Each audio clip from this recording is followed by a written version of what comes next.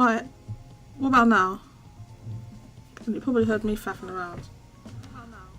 Okay, sorry. I don't know why, like, I had to restart the computer and everything, and it removed the source. I didn't realise it moved the. I had to update the Streamlabs, and I had to restart the computer, and it removed the source. So that's why. Sorry about that. But you can hear this banger of a tune now, right? Right. Can you hear this? Can you hear it? Let's go.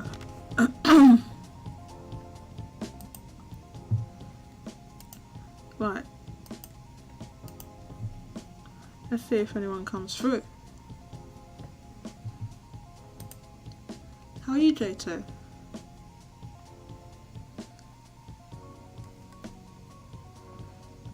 Oh yeah, I think that, yeah, the audio being messed up at the beginning meant that people did not stay. I'm very sorry about the audio issue.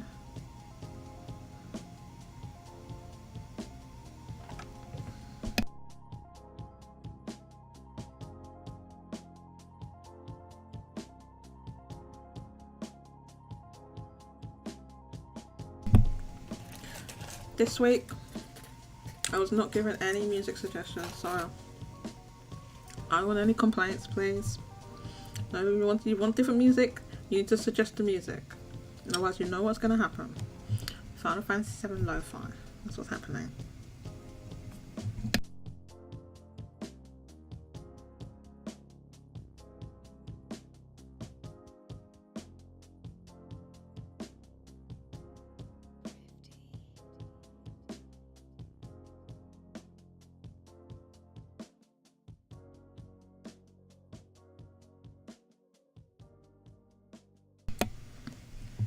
Okay, is no one around then? All these people that said, oh, they're gonna come in, I'm gonna come in there, and I'm gonna defend Atlus, and I'm gonna where are they? Where are they? This always happens. This always happens. That's why these goddamn Atlus stands will not come in here and defend Atlus. I cannot get them here to defend. They won't do it every time. They say they're gonna do it and they don't come. You see? Come at me, Atlus stands. Come at me. Come at me. Even when I had David Carl's JRPGs and Spencer on the show, they did not defend Atlus. They didn't. Come at me, Atlus stands. I don't care. Bring it.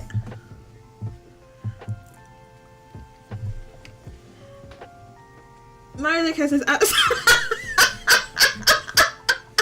Oh, what's up, Mario DK? Atlus is the most credible company. Of course they are. I've seen you over in the install-based threads with that spat that broke out. Oh, is it still going on? No, I think it just stopped because it went to a new media create thread.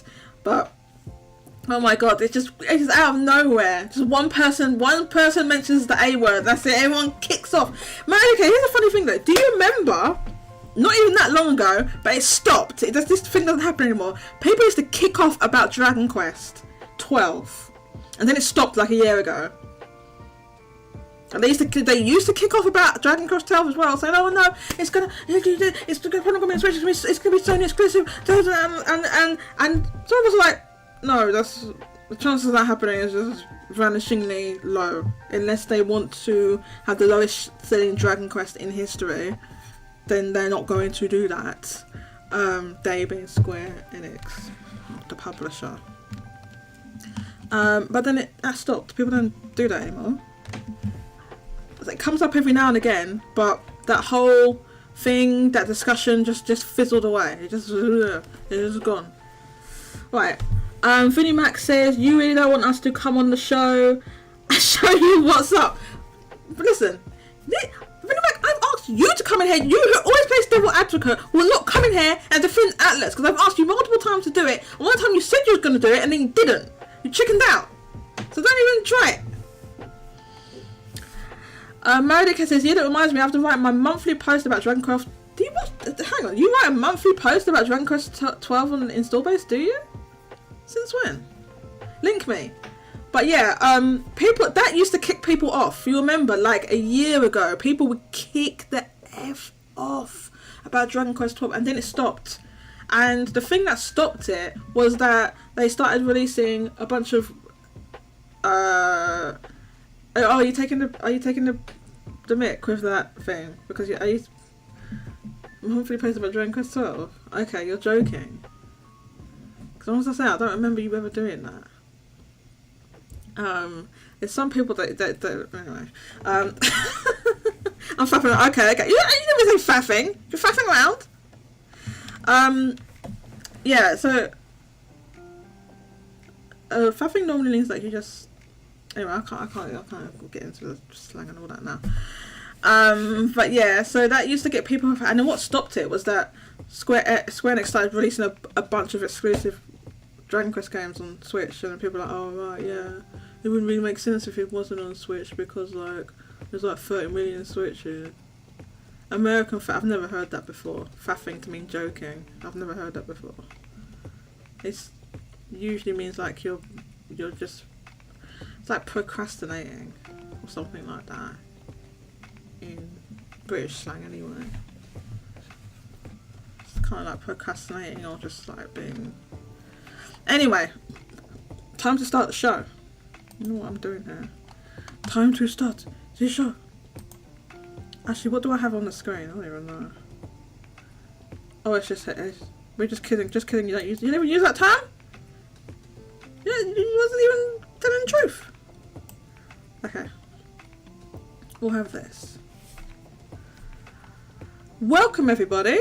How's the audio doing? Is this music too loud? We'll loop it. How about that? Is the music too loud? What do you think? Do you want that eShop music? The eShop music? Yeah, let me know how the audio is. But other than that, welcome everybody to another Game Corner Shop Live. This week we have some of the usual topics, and of course the Famitsu sales, which we're going to go into in great detail.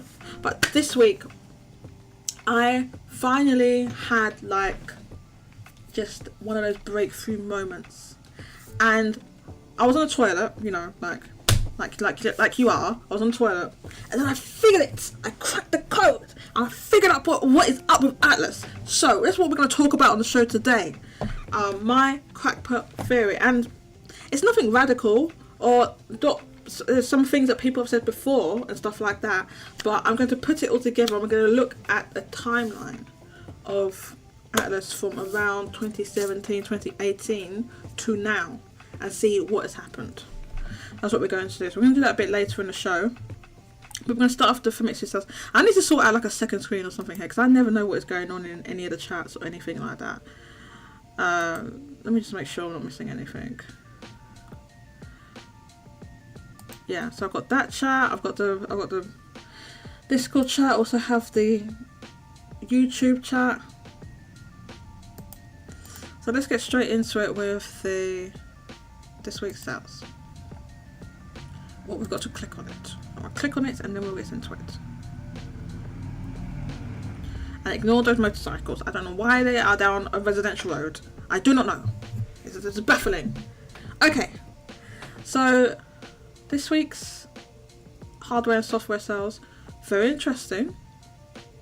And we'll get into a little bit what's going here. I'm only going to cover like the main releases and new releases, and a bit of an update on some of the stuff that released previously, and then we're going to look at the hardware as well.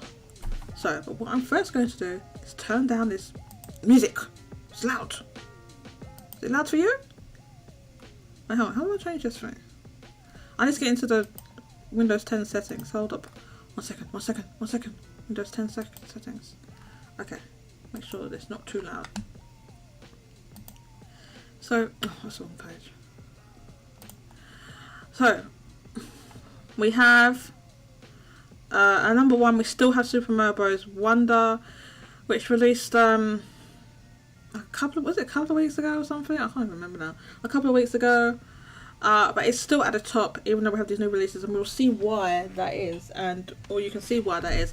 That's because although there's like 2 new games here, it's split between PS4 and PS5.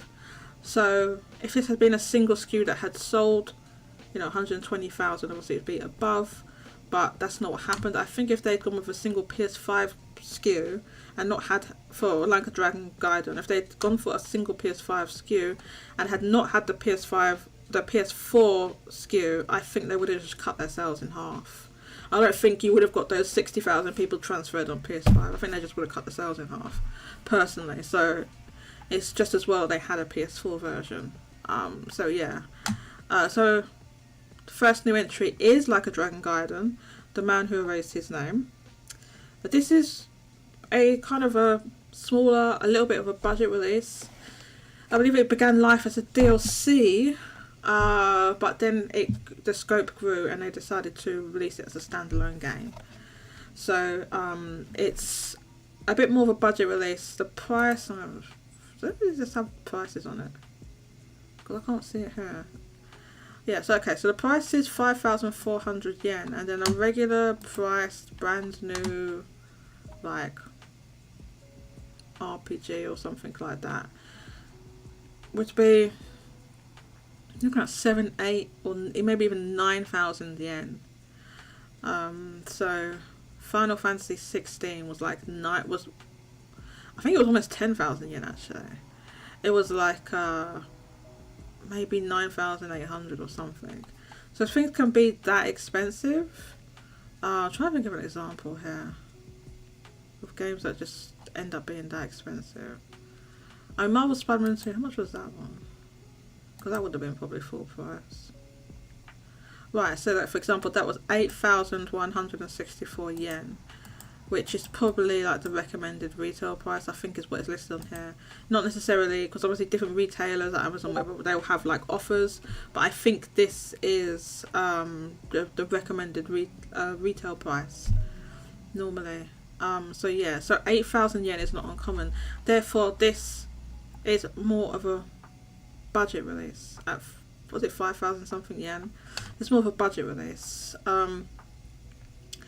So because it's released kind of not that far away from two other Like a Dragon or / Yakuza games, right? So we just had Like a Dragon Ishin, which released earlier this year, but that was a remaster of like a PS3 game that hadn't previously released outside of Japan.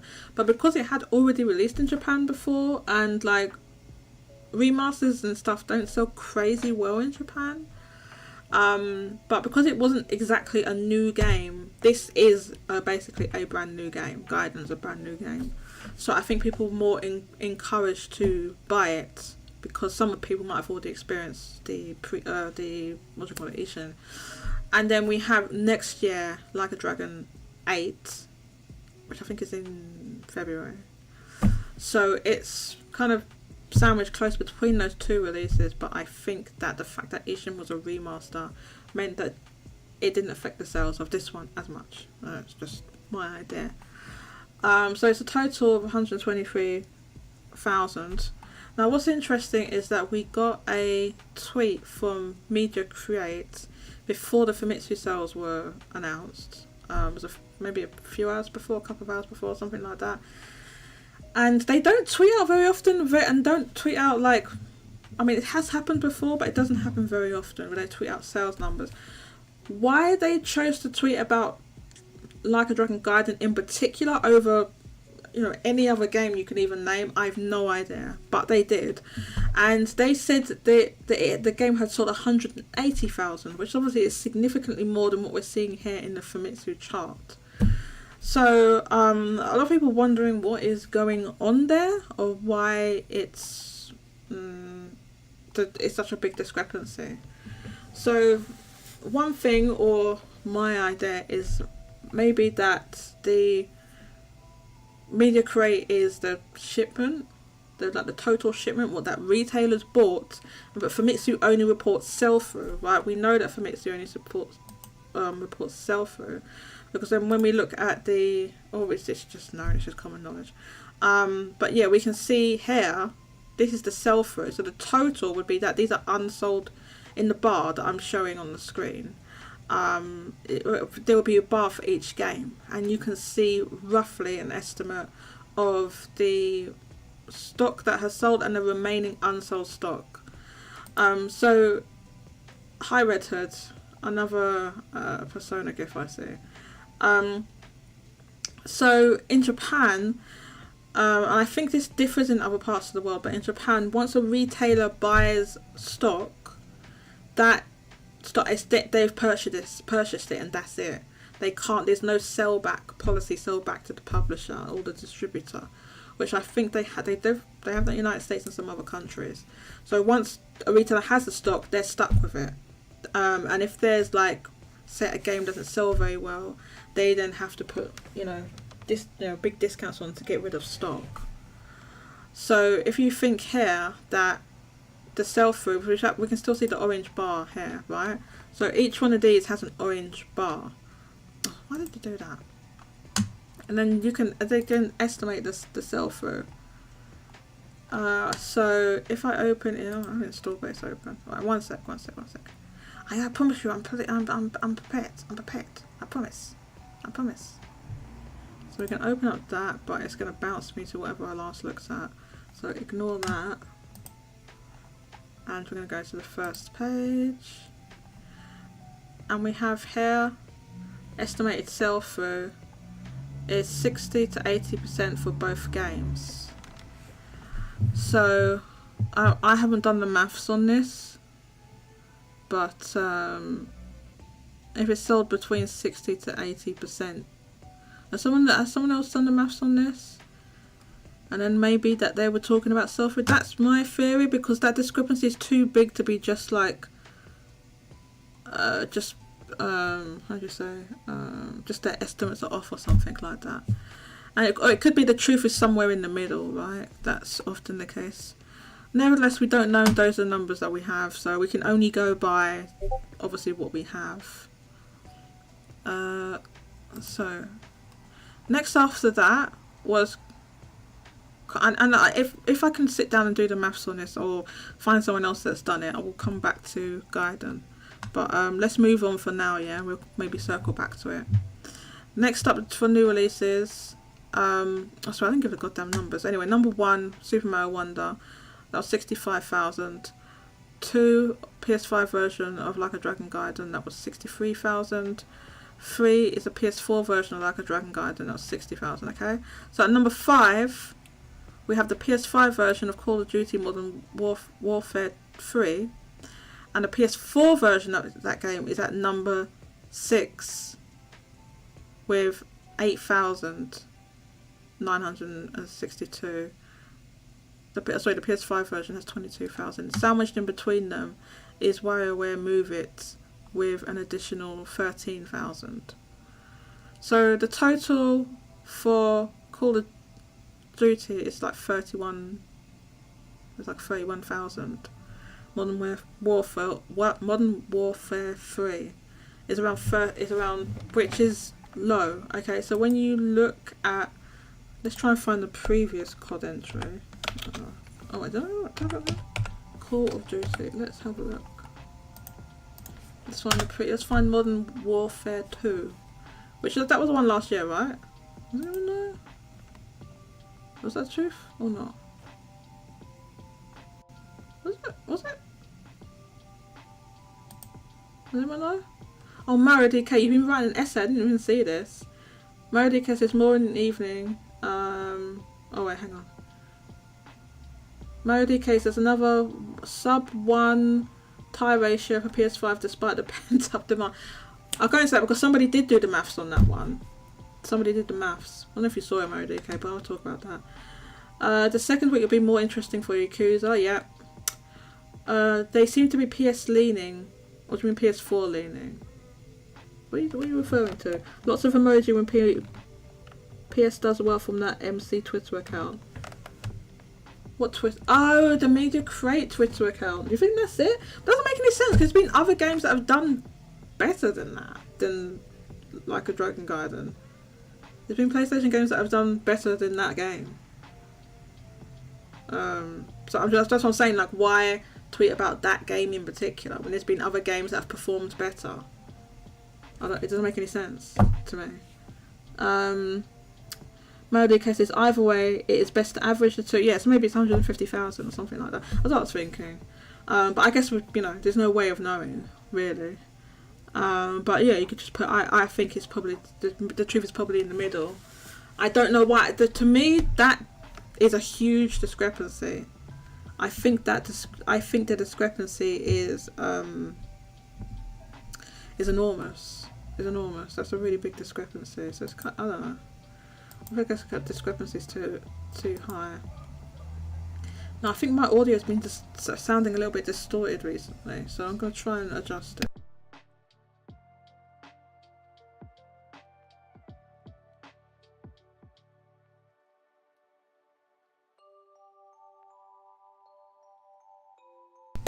Is that better? Oh, it's still like too high. I'll turn down my gain. 1 2 1 2. That's better, isn't it? Is that better? Okay. Marauder cases, the biggest thing for that game is 50-50 split of PS4 and PS5. This is interesting because there's been a lot of other releases that had two SKUs. I mean, you can see, for example, the Call of Duty one, where it's not 50-50. So that's the first one in a while that's been like that, because it used to be like that, and then it changed early this year, and it seems like PS5 releases were taking over. So I'm not sure why it's kind of like gone back to this situation. It could be just with Yakuza or Like a Dragon in particular, that it leans more on PS4. It could be that the fan base is I don't know. It could be that the fan base has just not transferred over to PS5. They haven't felt incentivized to transfer to PS5. And if Sega's still providing them with PS4 releases, I mean, why would they, right? So, yeah. But yeah, so let's look at Call of Duty. So let's look at Call of Duty 2. Modern Warfare 2.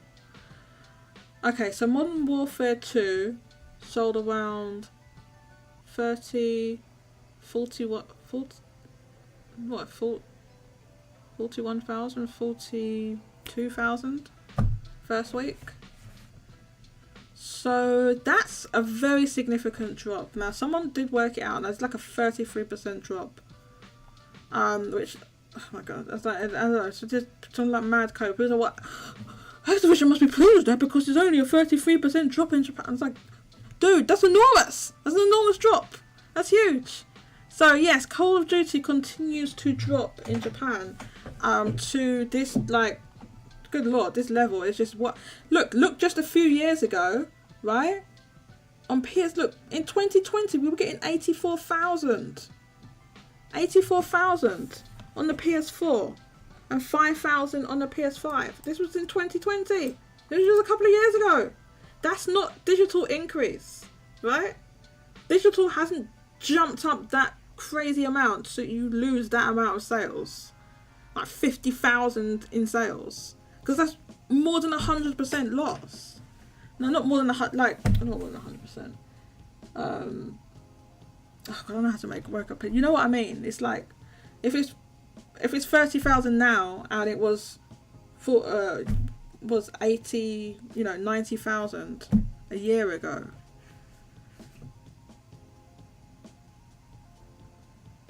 That's 60. That's more like 60,000, isn't it?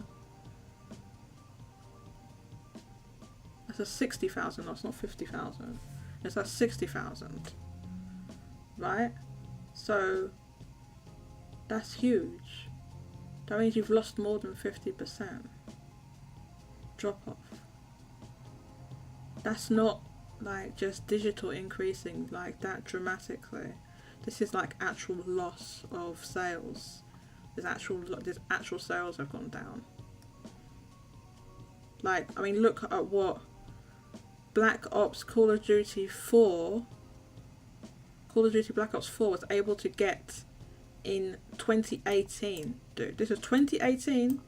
It sold 233,762 first week in 2018. So digital hasn't, like, I mean, you're talking about digital would have to go up by like how many hundreds of percent would that be for it to drop off 200,000, for it to drop off more than 200,000 in 2018 to only sell 30,000 in 2023 in just 5 years? Like, you're losing 200,000 first week sales. That's not just digital, man. That's like actual decline. People will sit here and say that that's just digital. Dude, it isn't. Digital has increased, yes, but not that much that you lose 200,000 sales. It is, you know, you wouldn't. That's just, come on, man. Anyway, that's what people say. So, here's what it is. Melody K says, when you're sub 30k, any further drops are a big issue. Well, yeah, I mean, what is selling that? I mean, so what do you think even the next Call of Duty that they release is going to end up being PS5 only as well? I think, like, at this point, like, Call of Duty, probably, you know, the only hope at this point is if, you know, Microsoft is supposed to be putting it on Nintendo, right? So, on Nintendo platform, so I think that's the only way that the sales are going to increase at this point. And even then, I don't think it's going to be like a crazy amount, but it'll be better than this, that's for sure. Yeah, so that's Call of Duty. Let's go back a bit. Fashion Dreamer had kind of a biggest drop. And now WarioWare, which debuted above WarioWare, but WarioWare had a softer drop, so it's lower than WarioWare now. So at number 7 with 8,166. Number 8 is Pikmin 4, still hanging on, with an additional 7,511 sold. That's slowly, very, very slowly approaching 1 million physical. I think it'll cost that by the end of this year, the holiday and stuff like that. Even though it's like, it was 7,000 now, but it's going to sell a lot over the holiday. Number 9 is Animal Crossing New Horizons with 7,186 sold. Number 10 is Jinsei game for Nintendo Switch with 5,913 sold. Now that's been holding on a lot. It says it's got very good legs, this game. So it's only dropped 26% from last week, so it's been it's been holding on a lot. This little game, which I believe is some sort of board game. We can also look at Star in the Second Story R, which debuted last week, right? So this week is the second week of sales, I believe. So the Switch version is at number 6, and that had it's really interesting to look at the declines, right? Especially when it comes to RPGs, your expectation, or my expectation normally, is like it's like 80% drop, because they are very front loaded, right? So 81% drop is not too bad. That's kind of in line with what you would expect, right? So it sold 5,528 this week, the Switch version. Now there were 2 other versions, so let's find those on the charts. I think we lost the PS4 version. PS4 version is missing in action, but we have the PS5 version here at number 26.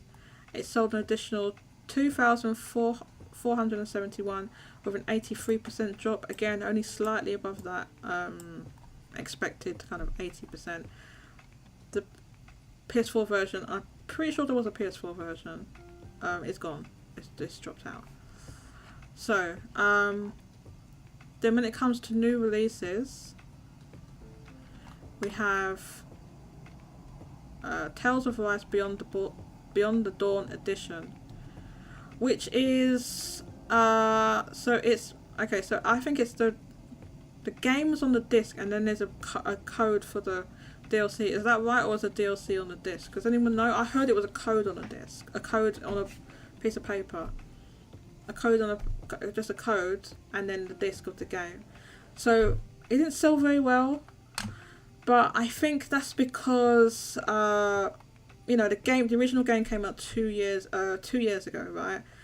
And like the base game is like it's kind of cheap by now, so it's like this is just for people that don't have that base game at all. So it's gonna be people that already have the base game that might buy the DLC. But overall, this, I mean, like, what were Bandai Namco expecting with this, with releasing this DLC so far away from the original game? Now, I heard the DLC wasn't crazy well received. It wasn't all that by the Tales fans. So, I don't know, maybe someone can fill me in about that, if that's affected things, but regardless. That's this sort of release, they just don't do very well. So, I mean, like, the one they did for Pokemon Scarlet and Violet was a similar kind of thing, because you can already buy the game, although in that case the price of the game hasn't gone down, really. But, you know, you can buy the game and people just buy the DLC digitally. So that's probably what they've done with Tales of Arise. DLC. So they made physical copies of that, and there was a PS4 and a PS5 version. The PS5 version is the number 14, and it sold 4,279. The PS4 version is at number 30 and sold 1,812. There was one other new release this week, and that was a Double Dragon collection, and it sold 3,094 on a Switch. I'm assuming there was probably PlayStation versions of this game. Let's have a look. I don't know. Actually, no, it doesn't look like there was. Well, not listed on here anyway. Maybe it was only a Switch version. Anyway, so that game, I mean, it's a collection of old games, so, I mean, you know, they're never going to sell a crazy amount, really, are they? And, yeah, so that's most of what I want to talk about for the software. J. Arthur says, Fashion Dreamer's word of mouth is mixed, a little light on the content. Is that right? Okay. Yeah, so maybe that's why it's legs aren't crazy good. Yeah, that could be it. That could be it, J. Arthur.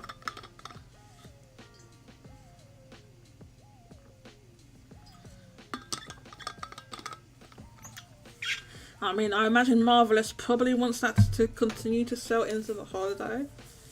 That sort of game, because you can kind of gift that game, right? That sort of game makes a good gift. So they probably want it to continue selling, so we'll have to keep an eye on that and see what happens. Now, let me just look at this. Yeah, make sure I didn't miss any comments. Okay.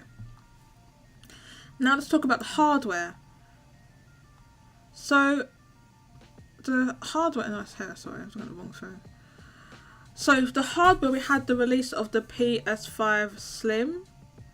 And for the past few weeks, I'd say like 4 weeks, the supply of original PlayStations, original PlayStation 5s, I should say, basically dried up. And I think that's because Sony stopped sending them to Japan in anticipation of the PS5 Slim, which also sees a significant price jump in Japan in particular. The price jump was kind of wild. So now the OG PS5 is still available in other regions. Okay, so they were sending it to other regions like United States and I think here in Europe as well. They sold it, but they stopped sending them to Japan at some point because we had like it must have been like 4 weeks of really low PS5 sales, right? So you can do the maths on this, and unlike with the other thing, someone did the maths on this, so I'm going to show you in a sec, right? If you look at what the average of what the PlayStation 5 was selling before the announcement of the PS5 Slim, what it was selling average to week, and then see what it should have sold for the past 4 weeks, it works out to more than what it did sell this week, which is 107,953. Okay, of which 86,000 were the disc one with the disc drive, and the 21,000 was the one without, which is quite a lot of digital versions actually. So 21,000 without.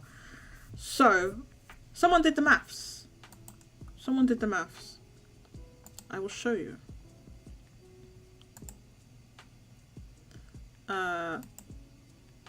Right here. So someone did the maths. This is Hartman. Shouts out to Hartman on install base, who did the maths for us. So, the week of the 11th to the 17th of September, September, that's these American dates trip me up, of September, it sold, the PlayStation 5 sold a total of 38,611. From the week of the 18th to 24th of September, it sold 46,000. From the week of the 25th of September to the 1st of October, it sold 45,000. And then from the 2nd of October to the 8th, it sold 33,000, which works out as an average of 41,260 units a week, right?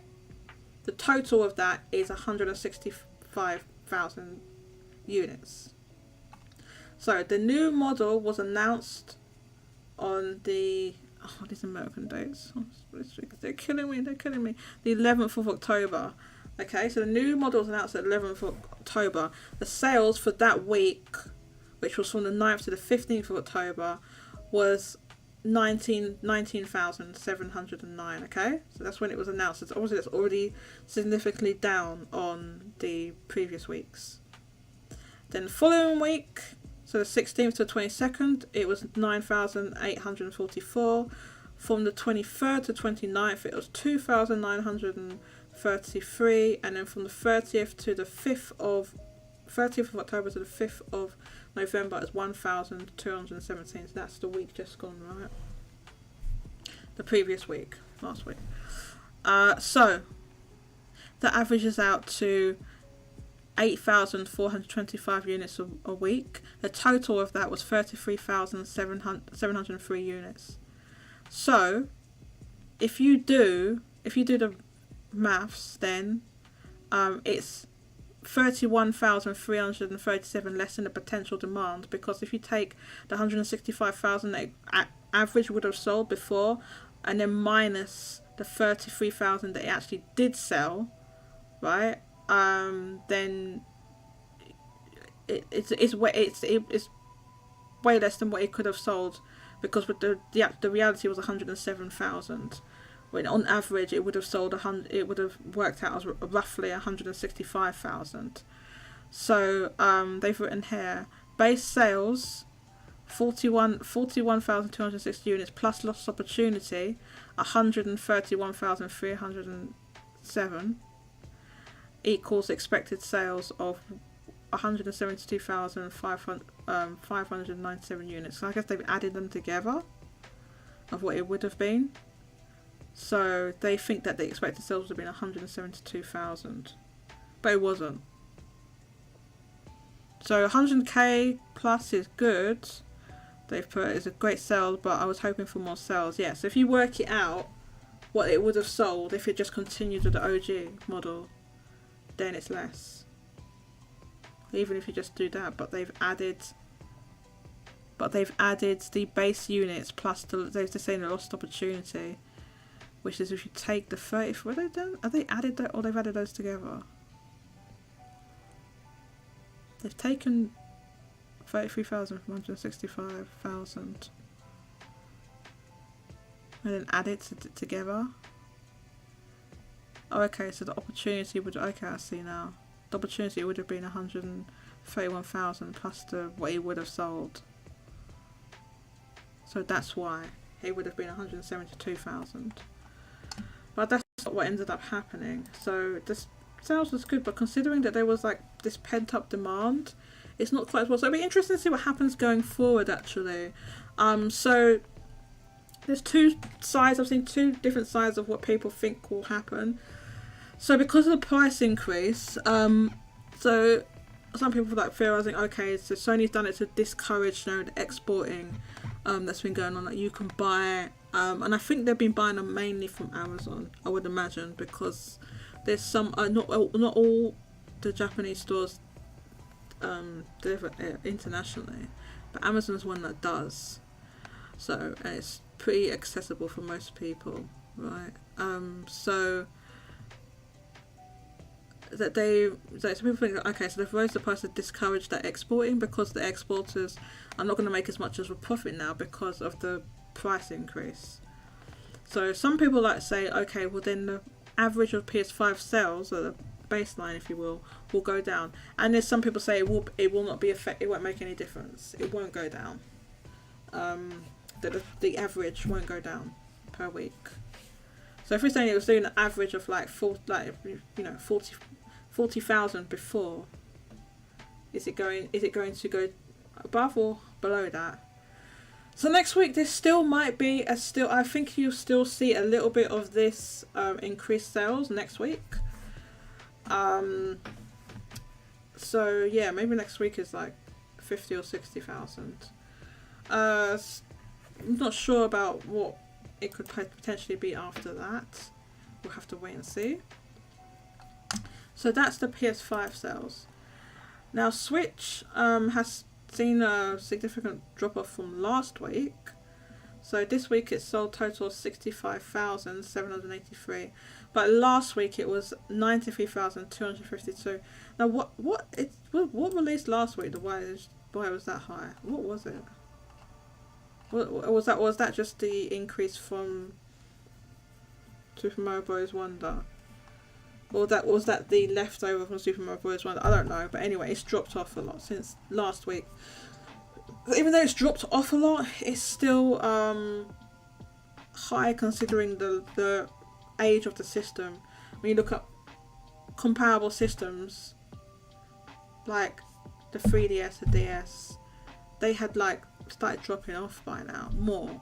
So the Switch is at the end of its life, so obviously it's going to be decreasing. But the decrease isn't as big as you'd think. Is what I'm saying. The decrease isn't, as big as what you'd think it would be, but it is a decrease.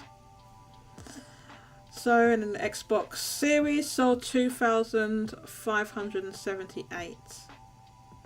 Most of those were the Series X, in fact, which sold 1,996. So mostly Series X in this case.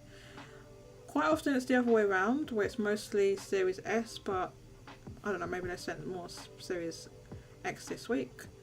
The PlayStation 4 sold 1,330. The 3DS, please, good lord, tell me, Famitsu, why are you still tracking the 3DS? It sold 23. I don't understand why they're tracking it. Why are you even? I've never seen a piece of hardware being tracked this long from the end of its life when it's selling like only double digits every week. I do not understand why they're still tracking it. I do not understand. Help me to understand, Famitsu. Why are you still tracking it? I thought they would have stopped by now, but they're still tracking it. It's wild. It's never gonna hit. Do they think it's gonna hit? Let's see. What is that? Is that for this year? What's that sales for this year? Lifetime today? The 3DS sold more than 1 million. Why is it 1,192,600? Oh, maybe it's just because it's a 2DS model. Maybe the 2DS model only sold that much. Because this is the new 2DS XL. Oh, okay. Maybe it means that. In total, the 3DS sold way more than 1 million in Japan, but I think this is just the 2DS XL model, which is why it's like that. So there we go, software and hardware for the week. Now let's move into our topics a little bit. There's something that Reddit wanted me to talk about. Unfortunately, they can't be here to talk about this, and I have not read this interview. This is an interview with Sega done by MSNBC. So I haven't read this interview, but we can go over it a little bit. It's a shame Red Hood can't be here to talk about this since this was their subject they wanted to talk about. The first thing I'm going to do is, is to put on the blue light filter on this goddamn screen, because this is blinding my eyes. This white goddamn screen is blinding me. Oh my god, there is a blue light filter. I have it on already. I've got to turn it up. Oh my god, please,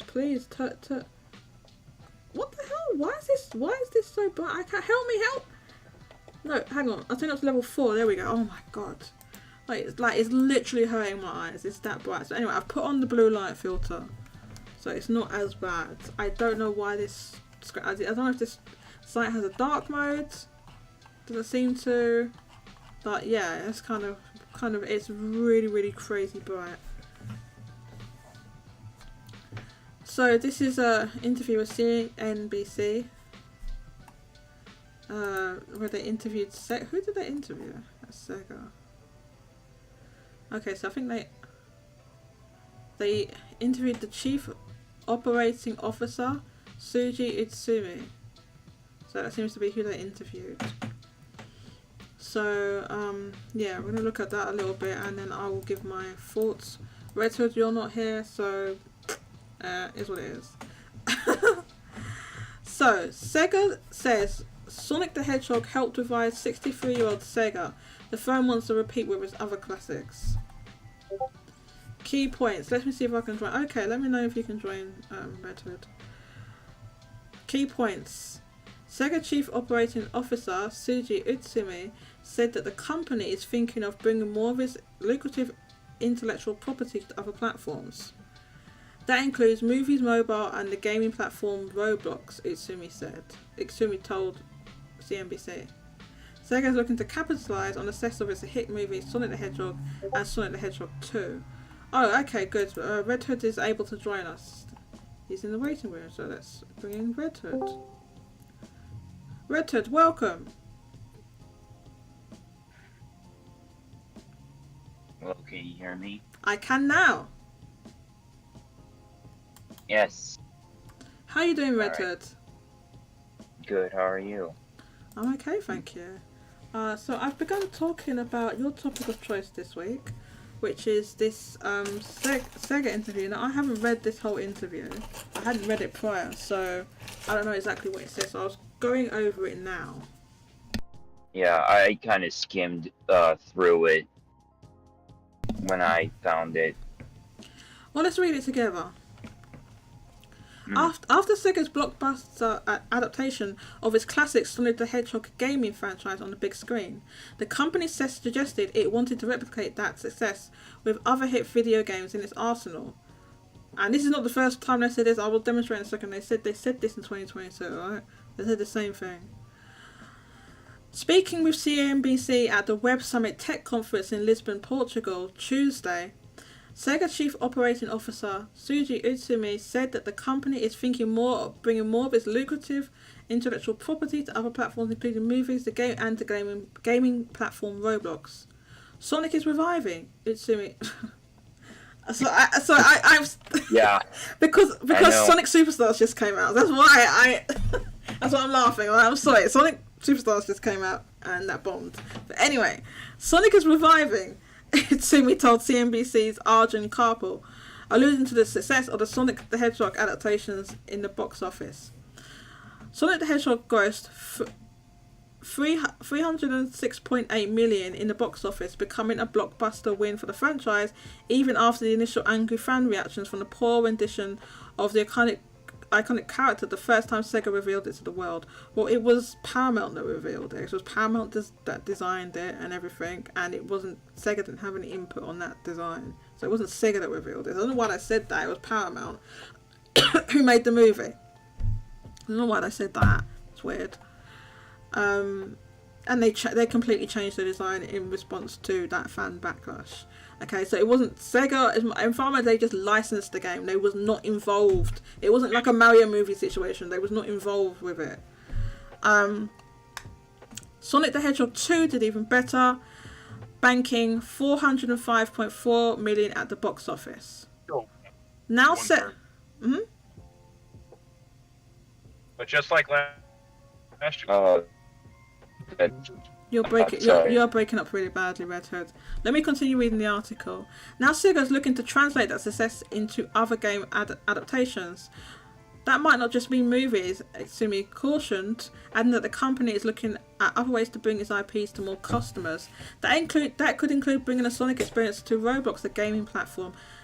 Side note, I think that was already done. I'm pretty sure somebody made Sonic games in Roblox, but anyway, where millions of people gather to build games and connect with each other in massive online communities as well as mobile too. They just mean they're gonna like sanction it or something, or they're gonna what's the word? They're gonna, make sure that they profit from it, because I think people have already done that. The company recently closed its acquisition of Rovio, the maker of Angry Birds mobile game, for 706 million euros. We have other major IPs, Utsumi said. We are thinking of reviving other classical IPs too. Bringing Yakuza and Persona to more platforms. Utsumi highlighted that the Yakuza beat-em-up games, well, they don't call it, they've changed the name. They've changed the Western name. And Persona role-playing game franchise examples that could be adapted. It comes as Sega is set to launch a new Yakuza game. Listen to this sentence. It comes as Sega is set to launch a new Yakuza game, Like a Dragon Infinite Wealth. What? Next year, the company is also launching 2 new Persona games in 2024 too. What? Where are they getting that from? Yeah. Hang on, what? What's the other guy? Yeah, that's why the people are speculating that might be the party game that's being released. Right, let me tell you something. CNBC do not have inside information on what Sega is our game. First of all, and then the other thing, look at the other mistakes they've made in here. That's just a mistake. I know. They're putting Persona Tactica with that and putting 2024. They've clearly made a mistake because whoever wrote this is not following games like that and they don't know. And they're saying calling it Yakuza. Anyway, it's just a mistake. And it doesn't make any sense. Anyway, as I say, we're trying to be in a lot of different categories, different areas like Roblox, so many times, and movies. Utsumi said, all these IPs can be somewhere else other than games soon. Oh God, I can't be asked to read all this. This goes on for it. Okay, they're just saying that I cannot be asked to read all this. It just talks about some of the sales of the games. We already know all that. Buying more studios, interested in as an entity of Sega Sammy, we're acquiring some of the companies. We just made an announcement to buy Rovio. We're still looking for more opportunities to growth. Utsumi that said that the European gaming studios are struggling now at the moment as they work to recover from the sales slump for the COVID-19 pandemic, as gamers emerge from lockdowns around the world, and high inflation made people less willing to pay punchy prices for the latest titles. Who says that? Punchy prices. Japan studios are doing well. European studios are struggling. So yeah, that's what it said there. So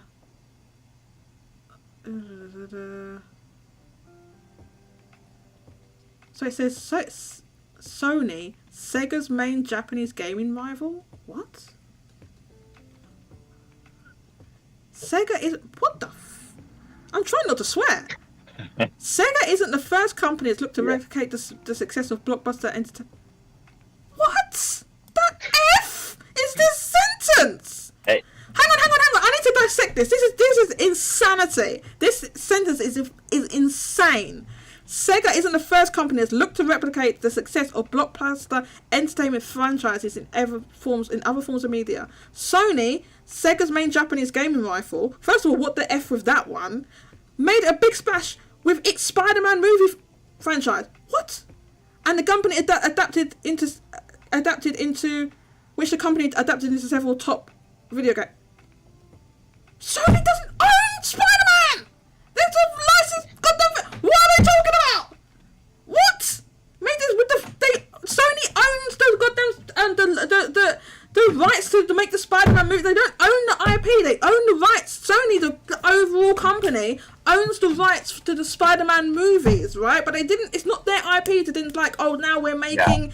It says they adapted the movies into top. No, it didn't happen. That makes no sense. It says they adapted the movies into several top video. Richard, help me make this make sense. First of all, the Spider-Man movies they made were not direct adaptations of the Spider-Man games are not adaptations of the movies. They're completely different stories. What the hell? I'm sorry, I can't take this article seriously. This is no Microsoft deal on the cards. Yeah. We're not selling to Microsoft. Many companies are interested. We feel honoured. They're not selling to Microsoft. They never. I don't know what people. That rumor it comes up again and again and again and again. And again. It's not going to happen. Okay. They're not going to sell. Right. So there's that. Now the other thing I want to just quickly bring up. Is that a year ago, right, over a year ago, Sega said the same thing about making Yakuza and Persona into movies and stuff. And I made a joke at that time about, and this is what I said on Twitter.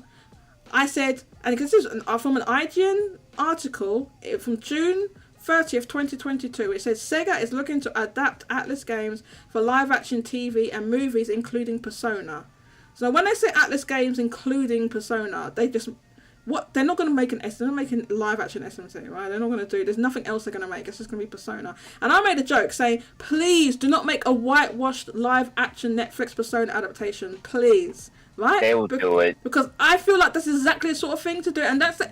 Netflix has made a whole bunch of whitewashed manga and adaptations. They've made a bunch of them. Okay? So it's not out of the realms of possibility. Right? So, and they said live action. And they said this same thing over a year ago. Now, I'm not saying they're not going to do it. They probably will do it. And it probably will be a Netflix whitewash one, by the way. They probably will do it, but they've been saying the same thing for like, this is over a year. It's like 18 months now. They've been, where is it then? It's not even an announcement. It's just saying, oh yeah, we're gonna make it into a thing. So I have concern. I have concerns about that, because in order to make this, like, if they're talking like a big screen, if you're making it like I said this before in the pre-show. In order to make either like a Netflix style show, a TV show, or a movie, it's like, you know, it needs like a lot more investment, right? So you need an outside production company to do it, because Sega they don't make live action stuff, right? So you need an outside production company to do it, and in which case it's probably going to be like a Netflix or a Paramount or a Sony entertainment, their movie division, right? And then at that point, if the amount of money you're putting into it, you want it to sell more. At which point they do westernize them, because if you do make something with an all Asian cast, there's a whole bunch of people in the West that just see that and they're like, well, ain't no white people ain't buying that. I'm sorry, that does happen, all right? It does happen. Now sometimes movies can be successful despite that, right? But it's taken a long time for us to get there, all right? So yes, the Black Panther was successful, before someone brings that up. Yes, but dude, is a lot of companies are not going to do that. Now some will. Now, Netflix is actually making. I went over this in the pre-show. Netflix is making a live-action Yu Yu Hakusho, and I was like, and at the time they announced it, I was like, oh, I'm gonna show the cast. They showed cast photos. It was last year. I was like, well, at least they didn't whitewash it like they did Death Note, and many others that I can name. Yeah. They did do that. Yu Yu Hakusho, they decided not to. Now there's still, you know, and Mousie's like, I ain't watching that. Yu Yu Hakusho's the OG. I refuse to watch that goddamn trailer. She wish she wouldn't watch it. Now, sorry, now I rambled a bit. Now, Red Hood, your thoughts, please.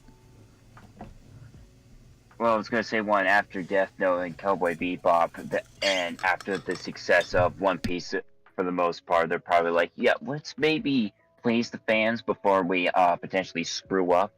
But no, I think the difference with the One Piece one, I think that the creator was involved. Didn't he write it? Wasn't he involved in it?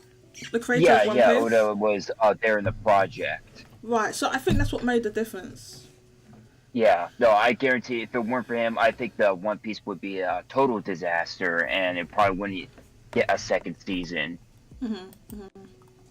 Yeah, so Yu Yu Hakusho, I don't know what they're doing with that one, but I mean, the trailer looks kind of good. I made some questionable decisions with the character's hairstyle. I'm not feeling Kuroma's hairstyle. I'm not feeling his hairstyle. What's going on with Kuroma's hair? He's meant to have red hair. They've changed it to blonde. Anyway, I don't know why they do that. Okay, I don't know why they did that, but yes, yeah. So they've done some weird things with I will have to wait and see how it comes out next month. So I'm looking forward to watching it, but it's not beyond the realms of possibility that would happen, and unless they do, like, okay, so we are going to have Atlus involved in this, you know, through a thing, you know, adapting these, because don't forget, Sonic movies were successful. Sega was not involved. At least I don't know about the second one. At least in the first one, that's what happened. That's what happened. They licensed it out, and that's why the first Sonic design looked like trash. Because that is what the production company thought that would what a big screen Sonic would look like, and the fans were just like, well, no, this is complete trash. Redo it. And to their credit, they did, and that's what made it successful. I think if they'd gone along with that original design, it wouldn't have been as successful. But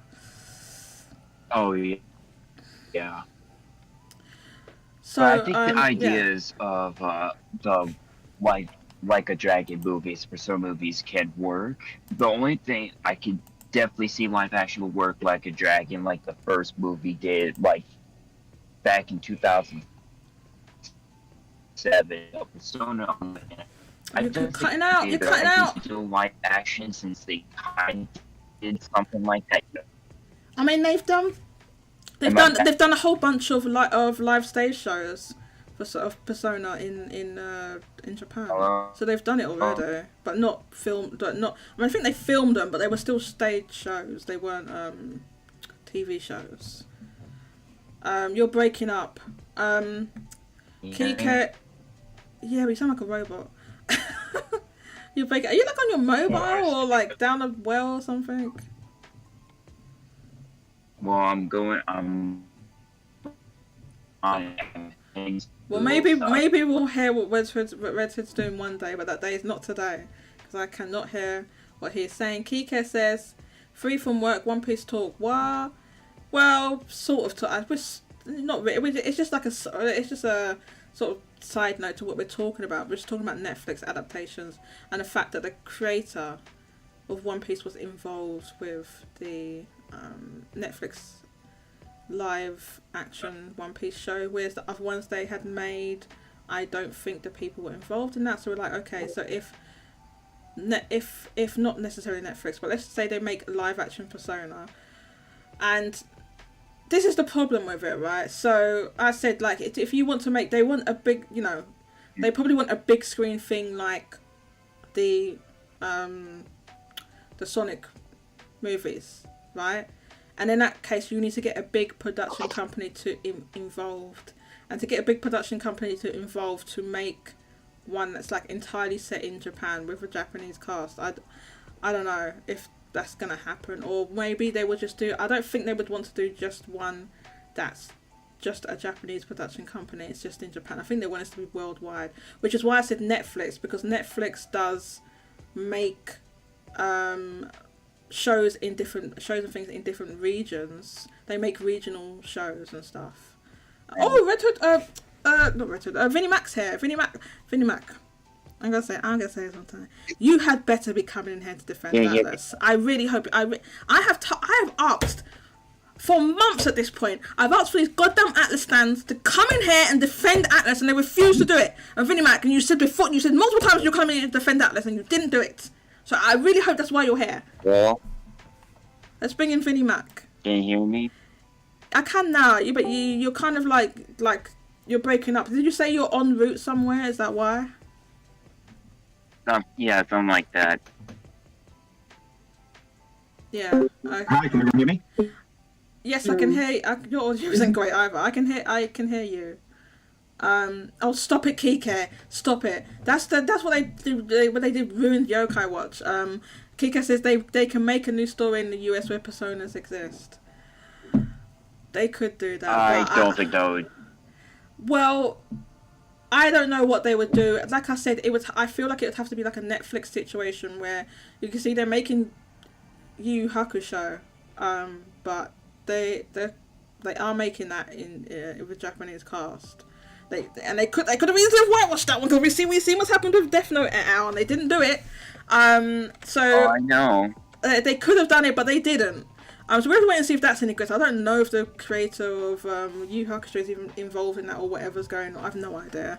So we'll have to wait and see on that one, because let me tell you something. There have been some stinker live anime adaptations made by Japanese companies. In fact, pretty much all of them are trash. If you go and look at some Japanese made live action anime adaptations, they're usually not good. right? Well, all the ones I've seen anyway. It doesn't mean just because they're made by Japanese people that they're any better. Just usually anime does not translate well to live action.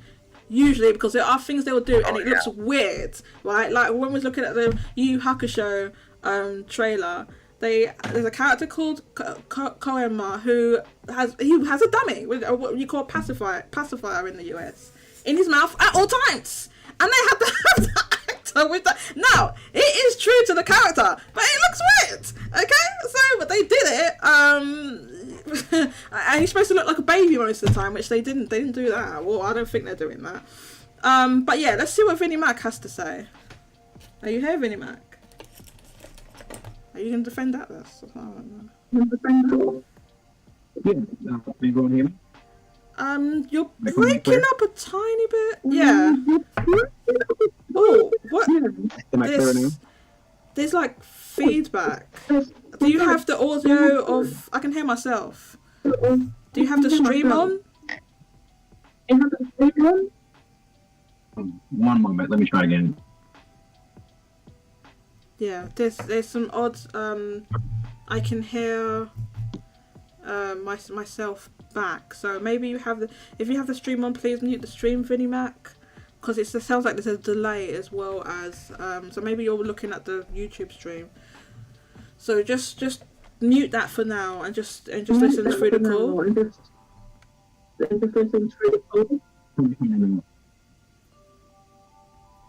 Oh man, technical issues. Alright, I'll hang up. Yeah, but I can still hear me. Oh god, Redhead, are you there? Vinnie Mac's gonna try and Yes. Yeah, so Yes, can you hear me? yes.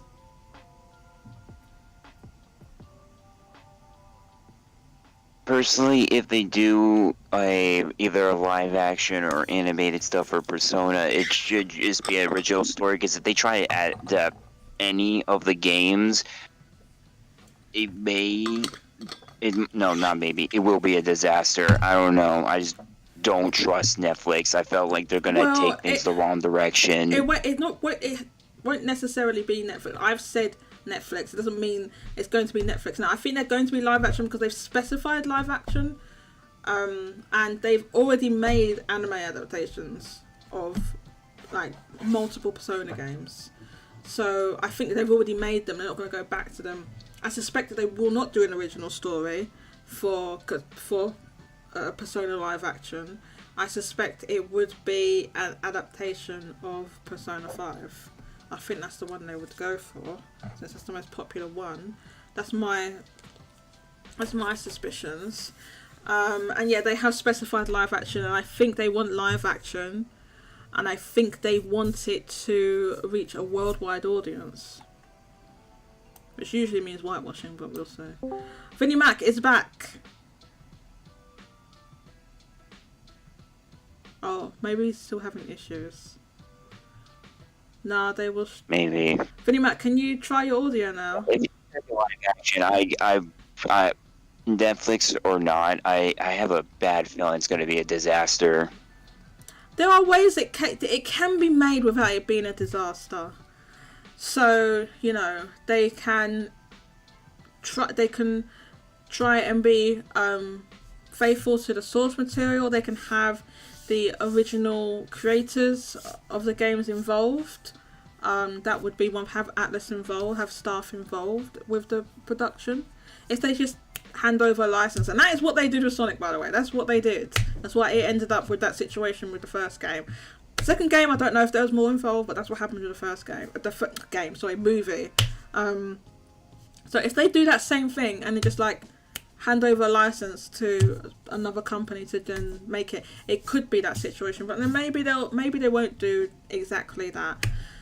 It depends if they want to adapt this to the big screen, right? So it depends. Are they looking to make a movie or a TV show?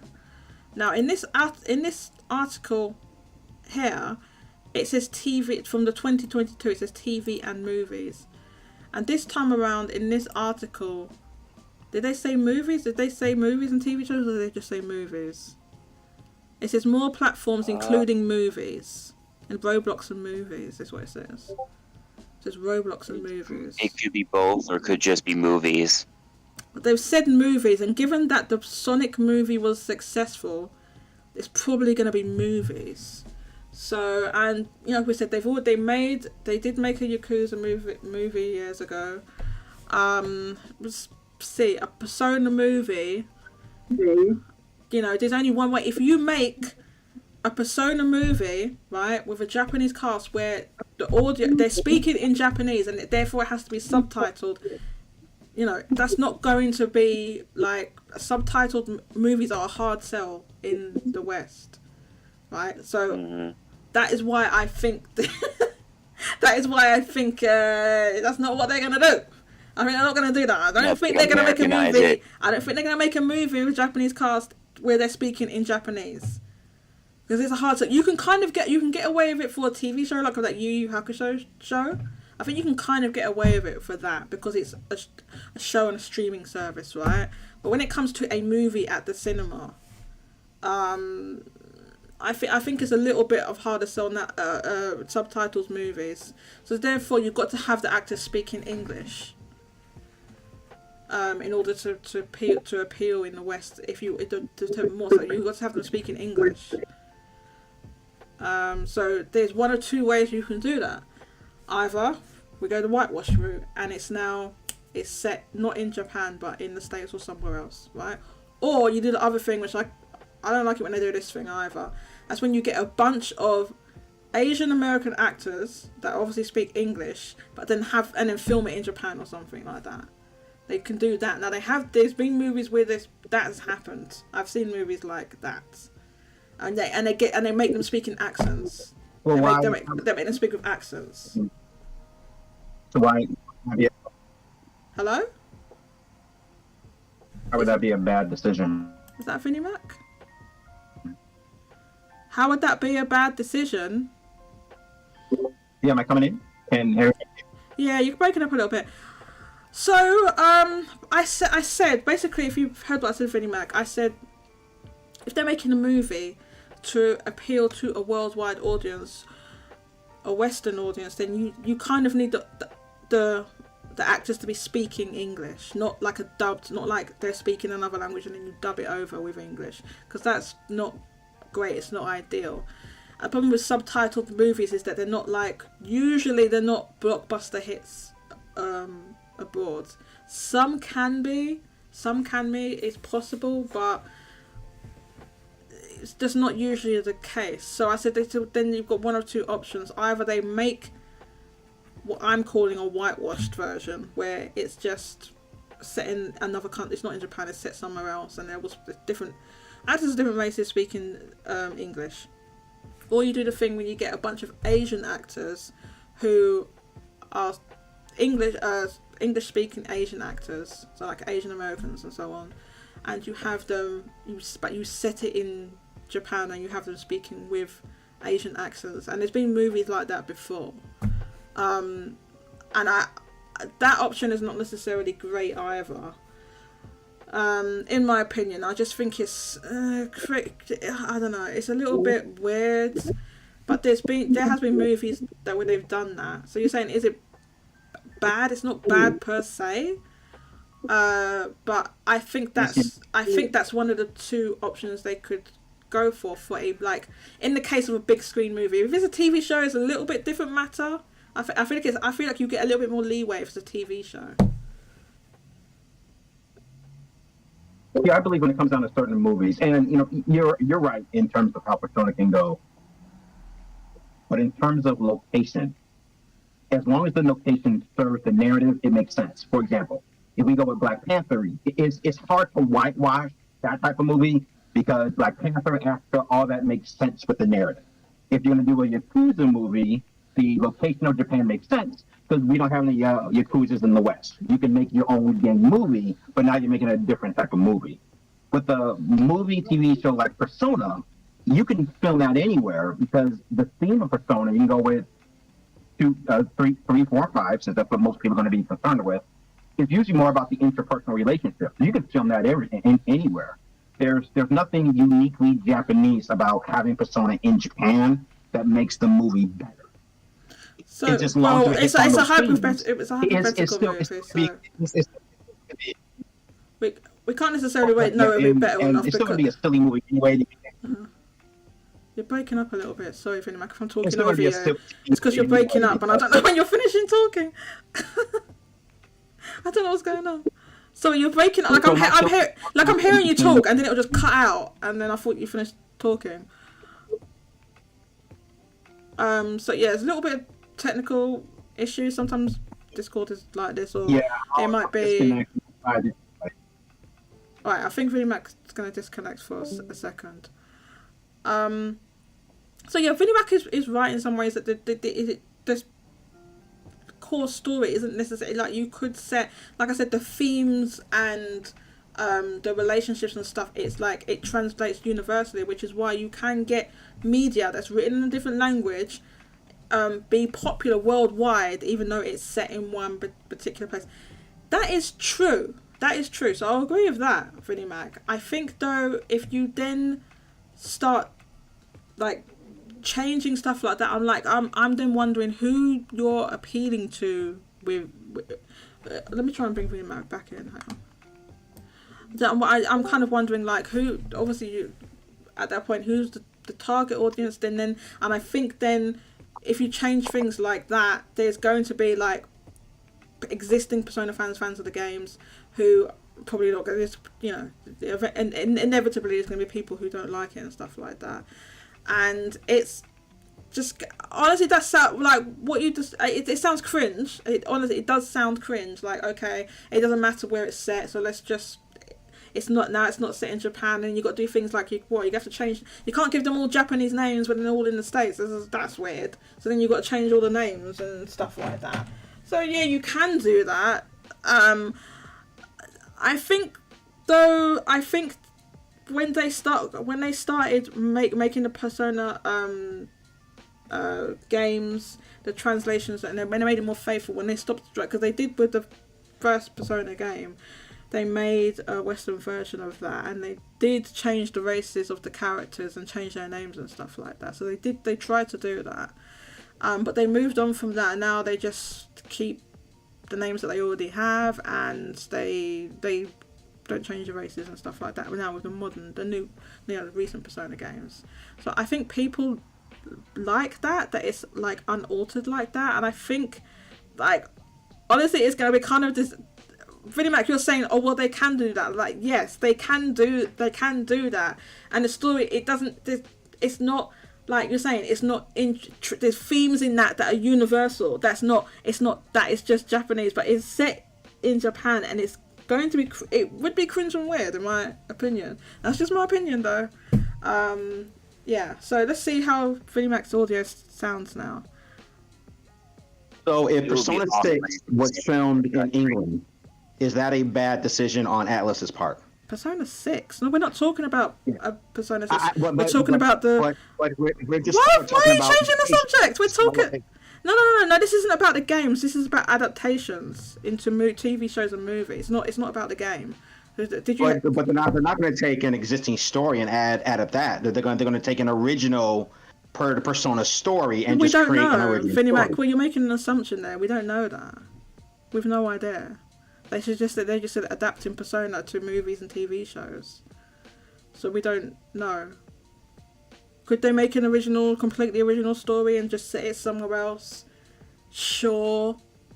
They could do that. I think it's more likely they'll adapt one of the games, the existing games. But you can't assume that that's what they're going to do. I would have thought. I would have thought they would adapt to the existing story. But yeah, okay. Could they make a completely original story, set somewhere completely different with completely different characters? Sure, they could do that, Vinnie Mac. At that point, then what movie are they making? I don't know, man. You seem to be like... There's no way. I don't care who you get to direct and what actors and what location. There's no way you're going to fit any of the Persona movies in a 90-minute, 2-hour movie. There's no way. Something's going to get missed. So we don't know. A magical boy, magical girl movie, and that's not what you want to tell either.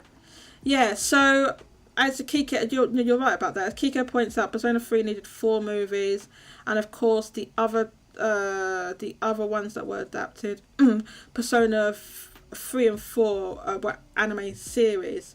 So the reason I say movie, the only reason I'm saying movies was because of the IGN article from 2022, and then this article from now. Basically, this article, the CNBC articles from the other day, and they mention movies. What they mention is movies.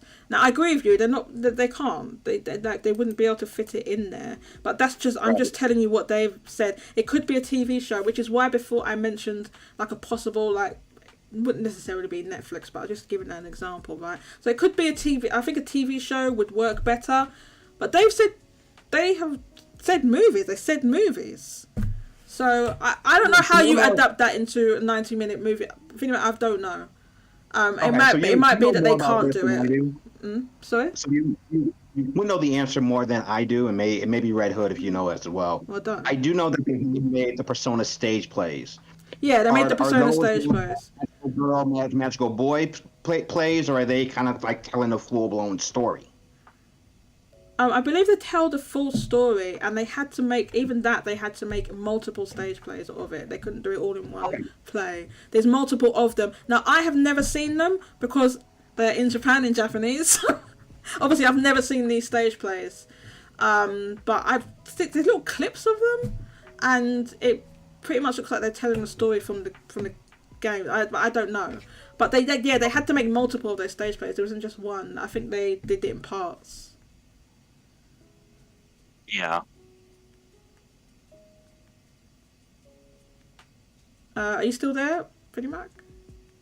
Yeah. I was always underneath the impression that if you're going to make a Persona movie, it can't be based on any existing project. There's just too much content for you to do it. Even when you do the TV show, you're still cutting content. And those run for 4 movies or 26 episodes apiece, and you still have to cut content. Yeah. So there's no way you can create I don't care who the director is. I don't care what Oscar-winning actors you get. There's no way you're going to make a successful Persona movie if you're going to adapt it off a video game. Yeah. It needs to be an original story. Yeah, so that's a good point. I agree. I don't think they would be able to fit the story into a single movie, a single live-action movie now. They could go down the route of making multiple movies, like multi-parts, and there have been other anime live-action movies where they've done that. So a recent one is Tokyo Revengers, where they're doing that in parts. So they're making multiple parts of Tokyo Revengers live-action. So that's possible that either they would do multi-part movies, or they would try. It'd be very difficult, but try to adapt an existing story into 90 minutes, which is near impossible. It's very difficult. Or they make an original story that's kind of like loosely based on one of the other things. They adapt it or something like that. Or they go down the TV show route, in which case you can make it way longer.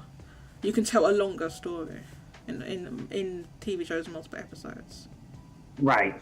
And even that we've seen just in prior media how that even doesn't work, because again, you're gonna have to cut out. The Persona has always been about more of the relationship part as opposed to the magical part. So even if you do a TV show and you want to focus on the, say, Sailor Moon transformation types, even that becomes a bad show. So it's really going to be interesting on what direction they decide to take this to. It would be very interesting. It's also interesting the fact they've been talking about it for so long. About adapting, like I said, I've got that thing from when they said the same thing in 2022. Sega is looking to adapt Atlus games for live. They say Atlus games. The only thing, realistically, I think the only thing they would adapt would be Persona. Because Atlus has a lot of different IPs, but the only one that has reached that level of popularity is Persona 5. The other two, Persona 3 and 4 were successful in their own right for that time, but they didn't sell anywhere near as much as Persona 5 did, even though they were successful at the time. So they released, and everything else, like the next biggest franchise they have is SMT, which is just nowhere near I can't see them doing that, and they're not gonna do trauma center before Kika says something stupid like that. It could work. That's There's very another easy. thing I could think of they might do. What's that? Well, I don't know if they will do this, but they could also do is make movies like, you know how we were talking about like making movies based off like the, you know, cast and such. What if they were making stories original that involves that cast? You know how like Tactica's a side story, its own canon, you know, something like that. Okay, so like it kind of like continues the story or is a side story? Continuous side story, whatever. It's possible, yeah. It's a possibility. Although I think if you do that, it kind of, you're relying a little bit more heavily on people that have already played the original game if you're not going to adapt that story but have a story continue. I mean, it's like, how do you onboard new people that don't know about those stories from before, you know? I think that is a challenge if they did that. Kike says, no way are they adapting Persona into one movie. In Persona 3 needed 4 movies. Fun fact, the Persona 4 stage plays, the audience decides the MC name. What, really? That's cool. The audience decide the MC name. Video game, yeah, because That's cool. at the time there was no canon name for... I mean, there's kind of like canon names now, but back then it wasn't. The audience decides the name, the MC name. MC stage play for P3. For P4, Kiko says that they decided the MC name. Video game movies take a long time to start. To start. You mean pre-production? Or what does it mean to take a long time to start? You mean pre-production? Team up with Nintendo and do... oh god, no. Do Tokyo Mirage Sessions. That is not happening. They had one go at that and they couldn't make it work. Finny Mac, before you go, because I know what he's going to do. He's going to cut and run. He's going to cut and run before it happens. I said, come in here and defend Atlus's honor, and you're still yet to do it. I'm here now. You got me for a little while. Okay, we'll do it. Let's go then. I need to bring up my theory. Yeah, bring up your crazy crackpot theory. Oh, you want me to do it? Do you want me to do it right now? Let her cook. Shut up. Yeah, go ahead. You have myself and Red Hood here, so we'll make sure we keep you honest. Okay. And there we go. Okay, let's start then. So, with my Atlus theory, it's not like something that it's not things that people haven't said before or kind of produced or thought before or theorized before, but I've kind of put it together in my head in a way that makes sense when you see what their decisions and their business decisions have been from around 2017, 2018 till now. Okay, so the way I thought the best way to show this was to look at a chronological list of their releases. So such a list exists on Wikipedia. So I have here on screen a chronological list of their releases, like and it goes all the way back to 1987 with Digital Devil Story Megami Tensei, right?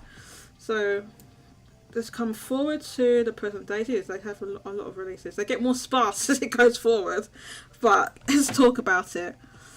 So we've got here, this is 2012, 2015, 2016, here we are, 2017. Okay, 2017, and I think we should go from 2018, actually. I'd like to go from 2018.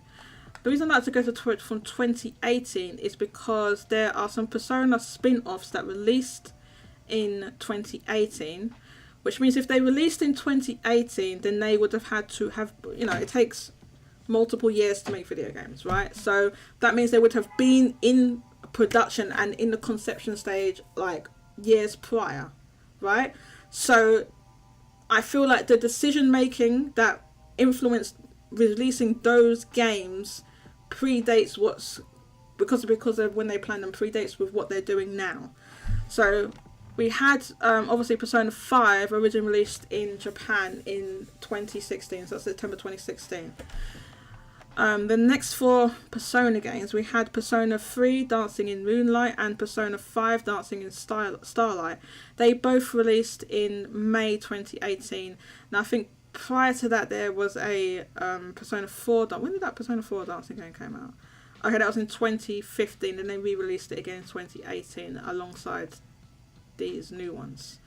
Okay, so those games probably took a couple of years to make, let's say, right? So that means that they would have been planning those out in like, starting production of those in probably like 2016-ish, something like that. I'm probably thinking about it in the year before, like pre-production and stuff like that. It probably would have taken them a couple of years to make them, right? And also in 2018, we had Persona Q2, New Cinema Labyrinth. Now, this in Japan it released. I want to stress this. In Japan it released in 2018, November 2018. It didn't come out in the West until 2019, which was an L, because by the time in 2019, and I think it was, correct me if I'm wrong, it wasn't this the last ever physical release that released on the 3DS? Because I don't think there was anything after that in the West. The one in 2019. It was one of the last games on the 3DS. And by that point, nobody cared about the 3DS, right? So this game, the first one did well enough to justify a sequel. This one, I think, didn't do that well. It didn't print that many of them, to the point. 5 Royal. I say, J. Arthur says PQ was the last big 3DS game. Thank you. I thought it was. I know there was indie games that released after that, like digital only ones and stuff like that. But it was the last, like, big. It was the last physical release. I don't think, because before that, I think the last one Nintendo released themselves was that Kirby, not Woolly World, the other Woolly one. What's it called? Epic Yarn. That one. That they re-released the Wii game on 3D. I think that was the last one they did, and then the last ever physical release was PQ2. So then Persona 5 Royal was in 2019. Now they did get a re-release in 2022 on multiple platforms. And then we have to go all the way to Tokyo Mirage Sessions Sharp FE Encore in 2020. And then, which was also re-released, right? So that's but the next brand new game was Persona 5 Strikers in 2020 in Japan. I mean, it's 2020 in Japan. And then, hang on, it says 2020 and then 2021. So was it on? It didn't really, yeah, I guess it. Yeah, it must have done. So it was in Japan on February 2020, and then released in the West in February 2021. Is that right? No, Windows was in February 2021 on Windows platform. On Windows, yeah, but it was in Japan first, right? I mean, it didn't have a worldwide release, right? Persona 5 Strikers had a worldwide release. Did it? I feel like it didn't. Sure, it's when I switch it up. I feel like it released first in Japan. It was Persona 5 Scramble in Japan. It was there first. Wait. Give me 1 moment. I'll give you the. Yeah, I don't know. It doesn't have every single. We got okay. Kika says we got Strikers late because of COVID. It's 20. Yeah, it's just because it says 2020 on Wikipedia, and then it says underneath it says 2021. But it looks like that's just a Windows version. But I feel like it was 2021 US. Okay, so J. Arthur and Kika are saying it was 2021. Okay, so regardless, the very first release of that game. So the very first release is the important one because that tells you when the game was in production, right? So even though it released in in the rest of the world in 2021, it doesn't really matter because the game was already done, right? So they'd already done the production of the game. So anyway, my point is, right, Persona 5 Royal came out in 2019, so they would have started working on that immediately, probably after the release of Persona 5. And then Persona 5 Strikers, which was made with an outside studio, okay, that released in 2020. They would have had to have started making that at least 2 years, prior, probably 3 years prior, right? 2-3 years, right? Because it's got a bit of pre-production, so it's probably like 3 years or something like that. So it probably means they started that in 2018-ish, something like that. And then after that, it gets real sparse real fast, okay? So then after that, there's, in terms of Persona, there's nothing until Persona 5 Tactica. In between that, we have some remaster. We have a remaster of SMT3. We have SMT5, Soul Hackers 2, and then obviously we already know that Persona 3 Reload is releasing next year, right? So Persona 3 Reload, I think they even told us that started in production in 2019, something like that, right? It was late 2019. I think they were being specific on that. Okay, so we'll notice that even from looking from around here, from 2015 to 2018, there's like a sea change. There's like a sea change on Persona 5. So I think all this started with Persona 5, which was more of a success than Atlus expected. It overperformed. So I think what happens then, somewhere between Persona 5 and then by the time Royal released in 2019. So that's why I say that 2018-ish, because you got to think about when they obviously sit down and have meetings and say, look, here's the games that we're going to make for the next few years, and then they start pre-production on certain games, and then they go into full production, right? So they make the planning way before we see what's coming out. So even though, that's my point is, even though we had Persona spin-offs releasing in 2018, it would have been their previous thinking that influenced that, not Persona 5, because it would have already been in production. They would have already been making those by the time Persona 5 came out. They were, it's 2 years. They would have started them around that time. So I don't think it was influenced by that. That's my point. So I think what's happening here with Atlus that can explain some of the decisions. I think what they're doing, I think they're trying to transfer the Neo Persona fan base to other gameplay styles and IP is what I think is going on. So let me explain. So we have the case of Soul Hackers 2. So Soul Hackers 2 was very odd to a lot of people and ended up in a situation where it alienated fans of the original game and then also didn't appeal really that much to new fans on board. Part of that was because they had the old thing where they decided to call it Soul Hackers 2 and not just, this is a new, like a reboot or something like that. So that game released, was it a year ago? Let me see. I feel like it was a year ago. Oh no, was it 2022? Good lord. No, it's August 2022. August 2020, so over a year ago, just over a year ago. That released just over a year ago. They started production of that in 2019-ish, something like that, right? I'm not sure if they said publicly when they started that. I think, anyway, it's after once we get into the Persona 5 era. Now, I'm going to say Neo Persona, which I know is a term that people use to refer to Persona 3, 4, 5. When I say Neo Persona, I'm more specifically thinking about Persona 5, because although Persona 3 and 4 were very successful in their own rights, Persona 5 eclipsed them very fast, very lot. So there's a whole bunch of new fans that wouldn't even have played the older games, right? So I think Soul Hackers 2, and I'm not the first person to say this, other people have said this,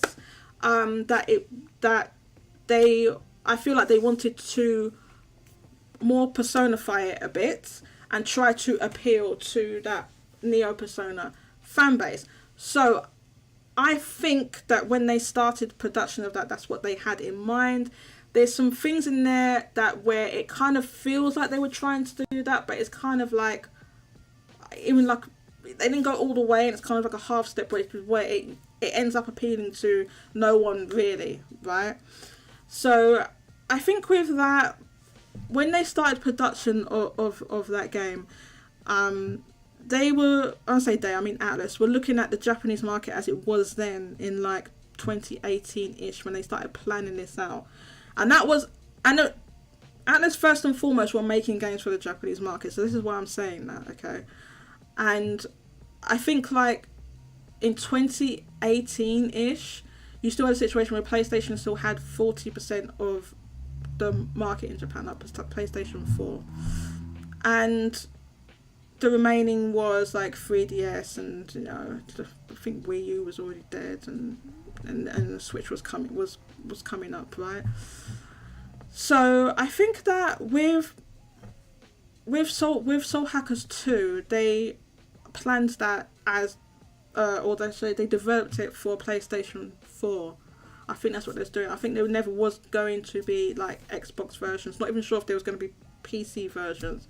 But at some point within the last 3 years, Xbox went to Atlus with a bag. It's like, put your games on our platform. So from the re-releases of the Persona games, and then Soul Hackers 2, which was also on Xbox, launched on Xbox, although not it went into Game Pass some months later. That I don't think that version was planned from the start. I think, and I've said this before, I think that Atlus were making all of these as just de facto exclusives, right? As in, like, Sony had never paid them to make their games exclusive, which is what people said for years. And I know there was that misleading Persona Central article which people believed for years, but no, there wasn't a deal. If there was a deal, Microsoft wouldn't have been able to just walk in with a bag, because you can't just break contracts like that. There wasn't a contract, right? They were just making them de facto exclusive. So I think basically that was an attempt, and yeah, that was an attempt to transfer that Persona audience over to Soul Hackers, right? And it didn't really work. Now, next up, I want to talk about, let's see what came up next after that. So we had Persona 5 Strikers in 2020, which again would have started production a couple of years earlier. And when you look at the games that we've had in between, more recent games, like, I'll bring up this example because actually it's a good one to do. I'll do these ones, right? So, Persona 5 Strikers, this is all the Persona 5 Strikers, Shin Megami Tensei 3, Nocturne HD Remaster, and then Shin Megami Tensei 5. Persona 5 Strikers released. And like I said with the Xbox deal, you'll notice this game, to this day, Persona 5 Strikers is still absent from Xbox. Why didn't they retrospectively go and put that game on Xbox? Good question to ask. Same thing you could say with SMT Nocturne HD Remaster. There is nothing stopping them putting that game on Xbox, but they haven't. And I think one of the reasons they haven't done that, and similar with SMT5, we're getting that into a second, is this thing with them trying to transfer, this is what I think anyway, wanting to transfer the Neo Persona audience to other games, and why SMT has fallen by the wayside in that there's been a complete lack of SMT spin-offs and like remasters and ports. So there hasn't been one since SMT3, which for all that game's faults, yes, I know people had issues with SMT3 HD remaster, but there's no like, port button, quick port this game to PC. It doesn't work like that. It still would have taken like a year or something. I mean, they put it into a different engine. I think they put it on Unity or something, right? So that still takes like a year to do that. Even if people aren't happy with the port, it still takes that long. So that game absent from Xbox. Remember that one. That game, they have not attempted to put that game. It's on every platform except Xbox. So they didn't bother with that. Now SMT5 is another good one to go into, because people speculated, and there was some evidence, tangential evidence. I'll call it tangential because it was there, but it's been 2 years now, right? That this game could or was or is going to be ported to platforms other than the Switch. But this game came out in November 2021, so over 2 years ago at this point, and there's no ports. Now people, I speculated, and I'll say shout out to David Cast JRPG. He's one of the people that said that, that they could announce some of this stuff on the SMT 30th anniversary, which was a whole fat lot of nothing. There was not any new SMT games announced, no spin-offs announced, no ports announced, nothing. And I think you know, if they were going to announce any of those things, that would have been the time to do it. Now, what I said to David when he was on the show a few weeks ago, I said that there was none of that stuff was announced because they didn't plan it. In order to have ports or remasters or spin-offs, right, you had to have planned that out years in advance. So even though SMT5 was successful, I believe that it's the best-selling SMT game to date. Sorry? Oh, nothing. Keep going. Yeah, so SMT5 is the best-selling SMT game to date. So you would think, right, logically, let's capitalize on that success, right? It sold 1 million on Switch. Let's get it on other platforms. Let's expand the SMT fan base. Let's get more people. Let's sell more games. Mysteriously, strangely, they didn't do that. Now, I don't want to hear this nonsense, alright? Okay, I've heard people say, "Oh, it's because there's Nintendo. Nintendo's got a deal that's stopping it going." Let me tell you something now. Nintendo have not got a goddamn 2-year plus deal for goddamn SMT. Alright, they have not done it. This is Atlus. This is Atlus not doing this. Okay, so Nintendo is not in Nintendo's interest to make a 2-year plus deal for a JRPG when they're front loaded anyway. You know, this isn't like even like a Monster Hunter situation where that's like how you say, like a multiplayer game and it keeps selling for a long time. This is a JRPG, alright, a niche JRPG. They did not make a 2-year plus deal, right? This is similar when people made the arguments about Persona 5 for years and years and years, saying, "Oh, Sony has some deal, it's something, it's a multi-year deal," and No, it's just Atlus didn't want to do it for years. They eventually did, but it took them years and years and years and years and years. So at this time, there's no port announced for SMT5, which is kind of, certainly from a business perspective, is kind of baffling.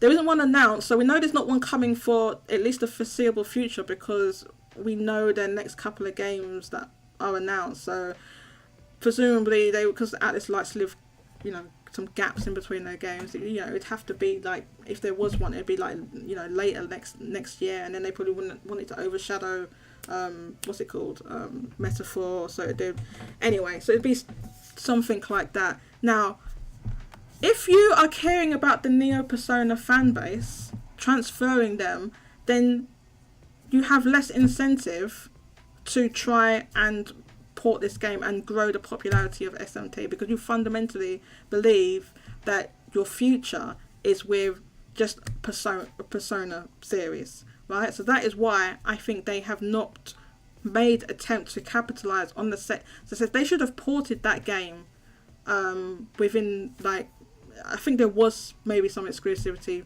for like 1 year with Nintendo, right? But then after that, I don't think there's anything.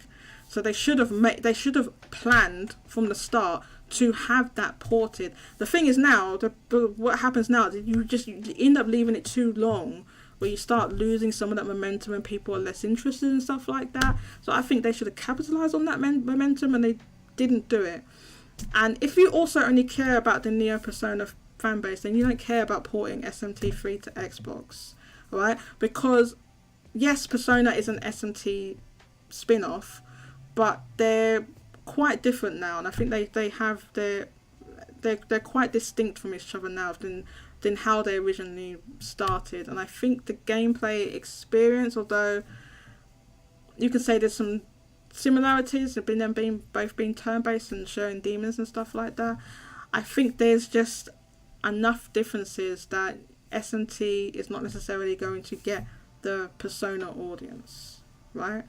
So that is why I think there's a lack of SMT ports announced, of even games that are easy ports. So like, for example, SMT 5 and 3, I get the reason why I brought those ones up, because those are easy ports. If you're talking about SMT 4 or any of the older games, they take way more work. Even the one that David used to refer to a lot, which is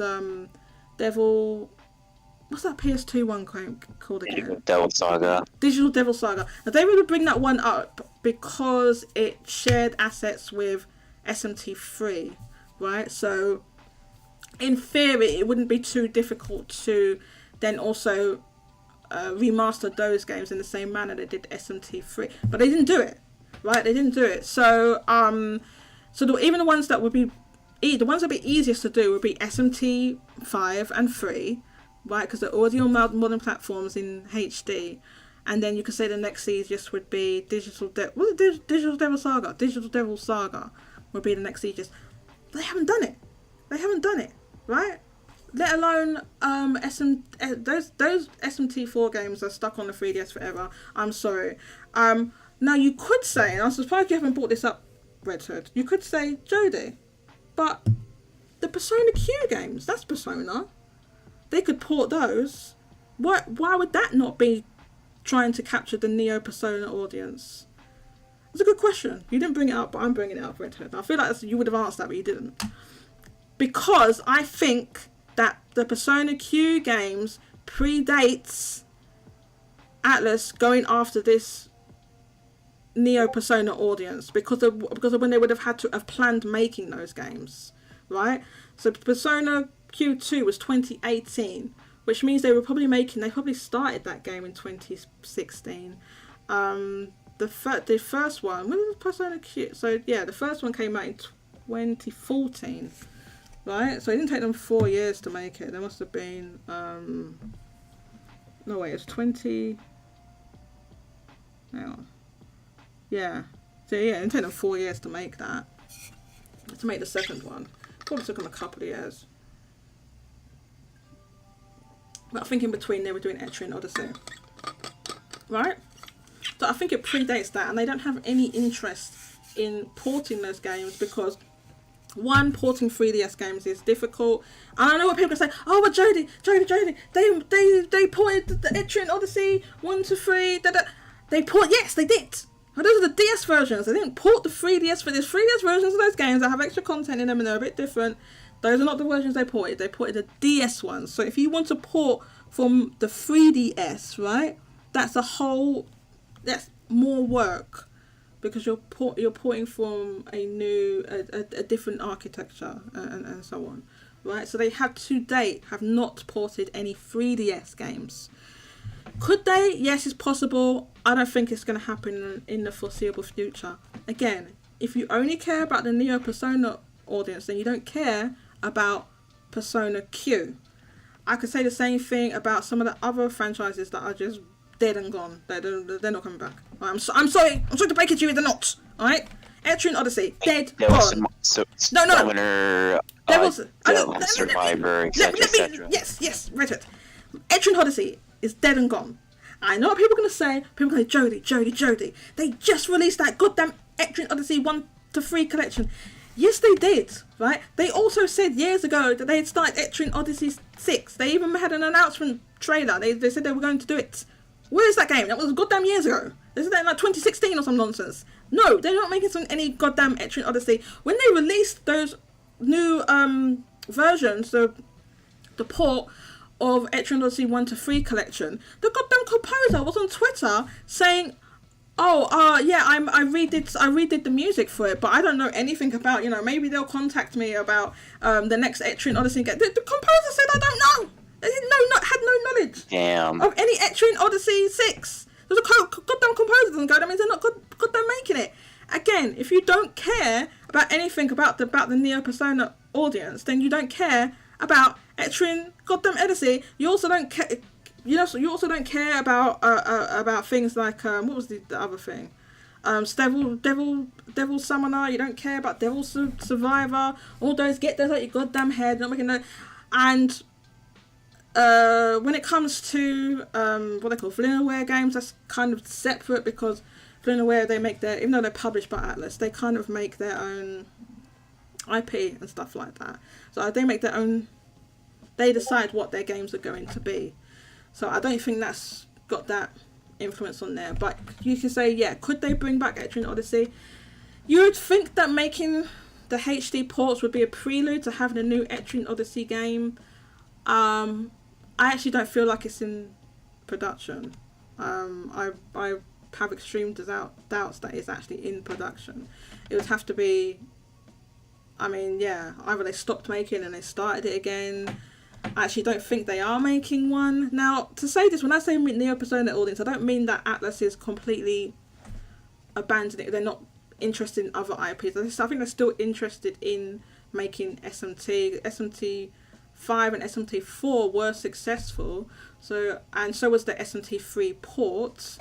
So I think they want to continue with that. They do consider it one of their 3 pillars. Don't forget, Soul Hackers 2 was going to be one. That's going to be their pillar. Their new pillar is now Metaphor. We'll get into that in a second.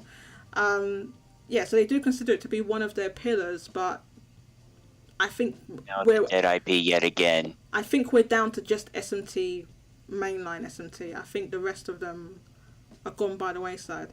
Now, again, if you only care about the Neo Persona audience, you milk Persona 5 for all it's worth, which is why we've got Persona 5 Tactica, which a lot of people were kind of mixed on and didn't really care, even though it's Persona 5, because it is multiple different versions and releases of Persona 5, and now plus the art style is a bit divisive because we've seen the chibi thing with Persona Q, but this is chibi, but they're like a little bit stretched out, so it looks a little bit odd. Sonic. They became Sonic? They look a little bit like Sonic. Their arms, their legs, they look like noodles and crap. It's just weird. Yeah, they have like Sonic-esque proportions, you're right, yeah. Yeah, that's what I meant.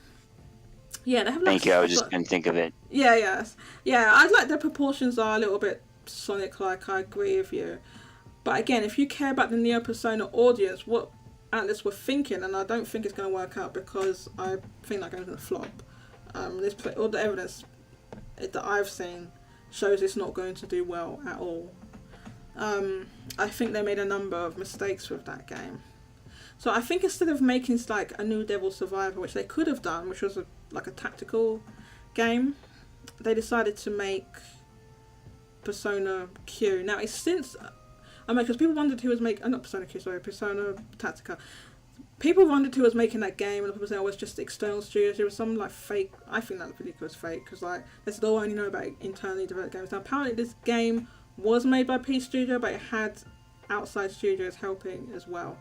But P Studio led production apparently on Persona 5 Tactica, right? So if you only care about the Neo Persona audience, you then look at your other Persona games, right? So the one they went for was Persona 3 to remake and not do the thing that everyone wanted, which was a definitive version of that game. They decided to make it, but then make it modern and make it look like Persona 5 visually, look more like Persona 5. So and play better. Yeah, there's some things they've done, but they didn't incorporate the, female main character and stuff like that. So They'll probably just sell as DLC. Or re-release it just for the walls. I will kick the F off if they do that. I'm telling you, I'm not even joking, Red Hood. I will kick off if they do that. So if you care about the Neo Persona audience, it doesn't matter that you don't include that content that your core fans wanted for years and years, because the Neo Persona audience, i.e. the Persona 5 audience, the vast majority of them have not played any other Persona game, let alone Persona 3 from the goddamn PS2 and Vita. Oh, not Vita, PSP. They haven't played it. Even though it's like, no, they ported Persona Portable. Yes. How many people goddamn played that? Probably not that many. So I think this is going to sell more than that old port would. Has sold. Okay, I'm going to give you a break from talking, so I'm going to give you a chance to breathe. But I am going to ask you a question, though. So right there, you're contradicting yourself. So if you are making the argument that you are going to onboard these new Persona fans, why, if I'm Atlus, why am I going to create a definitive edition when I can just give you the base Persona 3? Yeah, no, that's what that's the argument I just made. Or why? But that's what I said. I said if you only care about that is the smarter argument to make. If I'm going to go with your argument, rewind the tape. That is the smarter thing to do. Rewind the tape. That's what I just said. No, I didn't. I said that. I said if you only care. Oh my god, Vinny, Mike, don't make me mute you. I said this is exactly what I said. If you only care about the Neo Persona audience, it doesn't matter that you don't include that content, because most of those Persona 5 fans didn't play it anyway and they won't know. I just said that. So are you for growing the fan base, or are you for giving the existing fan base what they want? Which one is Dude, more you could important to you? not to me. I'm not running the company. You can. They. No. But you are Important the to one making me. the argument. No. I'm making the argument that they're trying to appeal to this new Neo Persona audience, i.e., the Persona 5 audience. So it doesn't matter that they haven't included that content that core fans wanted, Persona 3 fans wanted from years ago, that they've been asking for years. It doesn't matter because you're not trying to get those fans. I don't have to worry about that because the core audience is going to buy it anyway. So if my goal is to constantly grow my business, if my goal is to constantly expand my IP, yes, what Atlus is doing I don't think is that. No. I haven't made the argument that they're trying to constantly expand all their IP. I said they're only doing it for Persona. No. For Persona. I'm talking about specifically Persona. If my goal is to grow the Persona IP, then why am I going to create a definitive version? Exactly. That's what I said. That's what I said. Right. Really, Mac. Right. Please rewind the tape. I literally said that. I'm agreeing with you. But you also said right afterwards, if they do that, I'm kicking someone's teeth in. No, so I am because it would be extremely. I'm trying not to swear. It'd be extremely shady for them to make a statement saying that they could not include that stuff. Like they talked about it and they made statements about that, Vinnie Mac, saying why they couldn't do it and stuff like that. And then to after the fact come with paid DLC to do that would be so slimy. Yes, I would kick off. I think would be slimy business practice to do that. We all know they could. They just made the decision that at this point they're not going to. It's not that they can't. They are building a new game. So it's not that they cannot. They decided they didn't want to do that. At the time, they did not want to do that. Yeah, but that isn't exactly the way they didn't just say, "Oh, we don't want to do it." They just kind of said it would take too long and stuff like that. That's the sort of, exactly. That's the sort of thing they said. So yeah, if they're saying that they're not doing it, and then they later, they could do it. I'm saying they could do it. If they later went back and then included that as DLC, I think that would be slimy personally. Now, I need to quickly go and get a drink. I'm starting to lose my voice now. I'm going to get a drink. Me and Red Hood will chat about this. Red, are you still online? All right, so I'm going to say this. I kind of agree with what Jodie is saying. If you want to kind of go with that, there were some leaps, massive leaps in her discussion. So we can maybe discuss that with her. But as I'm taking a look at Atlus's resume of just video games, forget the Persona. I'm just taking a look at their resumes. They're not really known for porting a whole bunch of stuff around anyway. So maybe in the future we may get some type of Atlus legacy collections where, I don't know if you follow any other RPG groups. I do. I follow NIS. I know they just had a whole bunch of their legacy NIS games that just came out on the Switch. As is, these weren't HD, these weren't anything. These were the classic PlayStation 1, PlayStation 2 games, port button, and they're on the Switch. That's really it. So maybe in time we may get the Digital Devil Saga 1 and 2. You're gonna have to rebalance those games, so maybe you can just do them as is. Maybe at some point we'll get some of their legacy IPs. But I'm taking a look at their resume right now, and there's a lot of games from their resume going back from 2010 that haven't been ported over. We still don't have a Trauma Center for the Switch. You know, there is no Trauma Center, even though we do have the wireless motion controls, so you can easily port those over. They haven't done it yet. I guess you can go with the Digital Devil Saga. That's more of a Shin Megami Tensei game. I think Shin Megami Tensei 3 was really made for Shin Megami Tensei 4 to kind of synergize those two games together. We're going to prep you with Shin Megami Tensei 3, and then you switch folks, you're going to buy Shin Megami Tensei 4. That's kind of what I believe. But at no point am I expecting Atlus to go back into their back catalog and get some of their older games because a small group of people want their games to play on modern systems. I'm not sure about that. I don't know. What, in reference to SMT4? No, I'm talking. I'm sorry. What's your question, Jodie? I missed it. You spoke earlier. No. I just came back now and I heard you say that they're not going to port something back catalog games. Oh, because of a small fan base. I mean, there's tens of them. There's loads of them. Yeah. But you come back to the most recent ones, be like SMT. Like, I don't think they're going to port that for the foreseeable future at all, because I think it's a 3DS game which was more work, and then I mean you're right, the audience for it would be niche. Right. As with all the SMT games. So I don't see the benefit from a business sense to port some of these games over. Yes, you could get Persona 4 Arena. They did it with SMT3, and that originally sold less than SMT4. Right, but I'm thinking SMT3 was to kind of synergize with SMT5. I know. I think the reason they chose to do that because it was way easier to port that than SMT4, which is a 3DS game. And they're just difficult to port, and I think it's just easier to do SMT3. So I think that's why they did that. You don't think the Shin Megami Tensei 3 has anything to do with Shin Megami Tensei 5? They just I don't know. Pull to Shin, but I think that Shin Megami Tensei 3 is supposed to synergize with Shin Megami Tensei 5. It's supposed to bring you into that world. Because a lot of people have made the comparison that Shin Megami Tensei 5, and I kind of believe this after playing both, is very akin to Shin Megami Tensei 3. It's more like 3 than 4 and 4A. Vinnie Mac, even if that's true, and let's just say it is for argument's sake, even if that's true, that was 2+ years ago now, and they would have had time to do a hypothetical SMT4 port, even if they wanted those two games to release, not because don't forget they announced them both in the same Nintendo partner direct thing, right? So they obviously did want those two games to go together. But even if that's true, they still have time to either make more SMT ports or make a new SMT spin-off, and there hasn't been no hide nor hair of anything like that at all. The last SMT game, like true SMT game, was SMT5.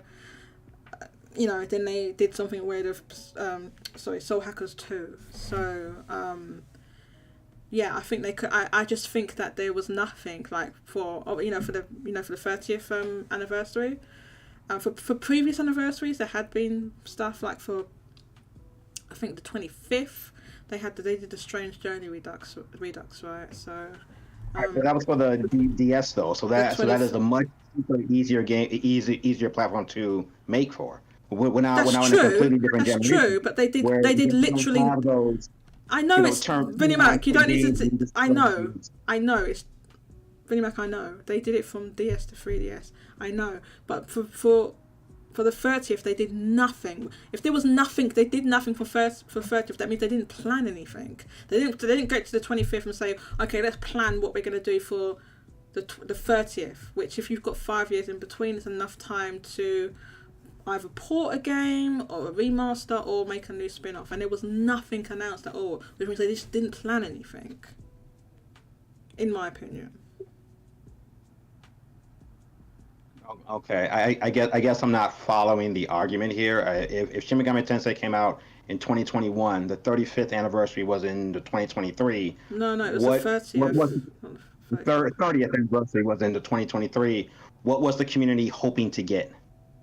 Yeah, well, people were hoping there was either going to be a new spin-off or a port or remaster of an older game.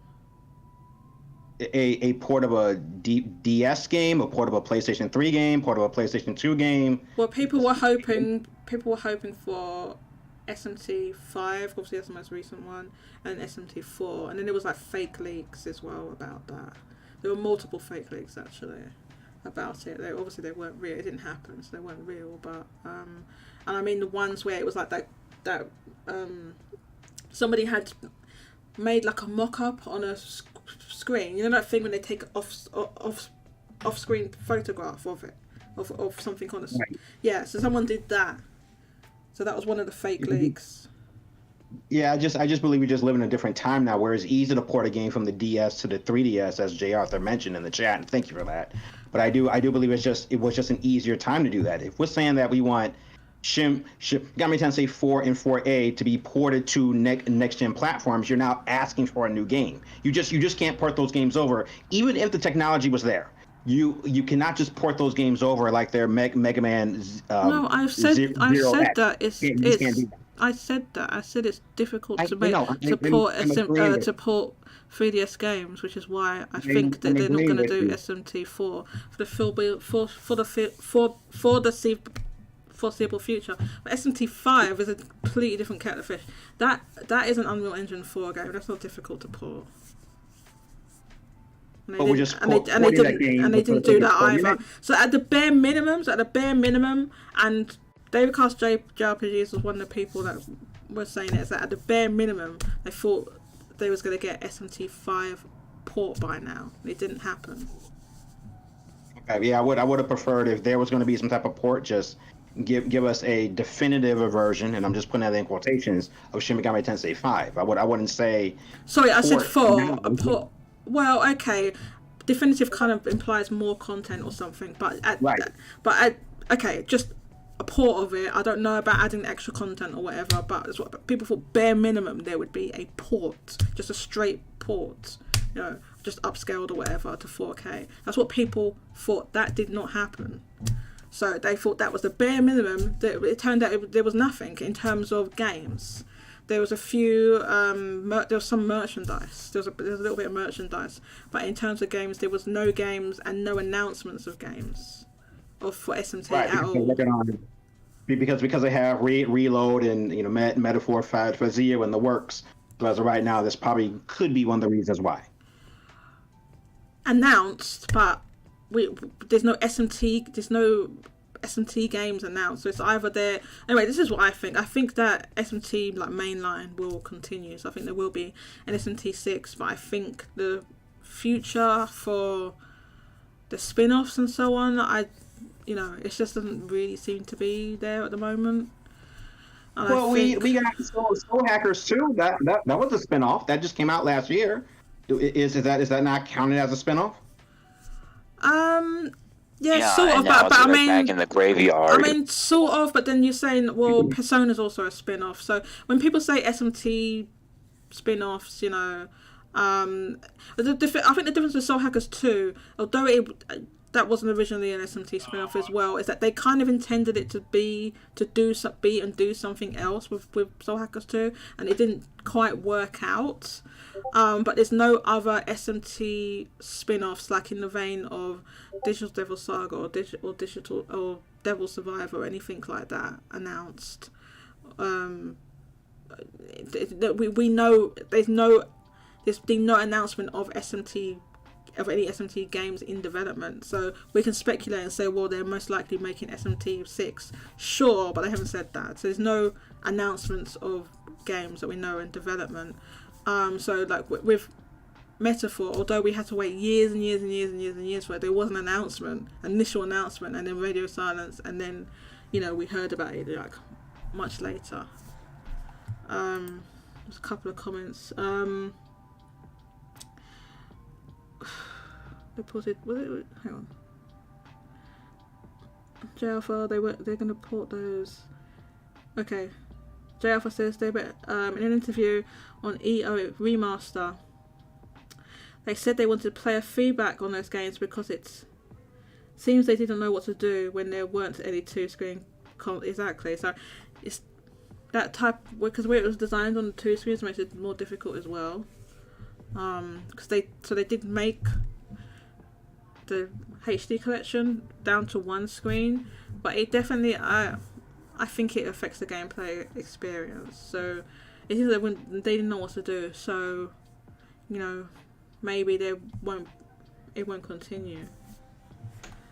Kika says Atlus needs to hire Bandai Namco to port their 3DS games. What 3DS games has Bandai Namco ported? I can't think of a single one.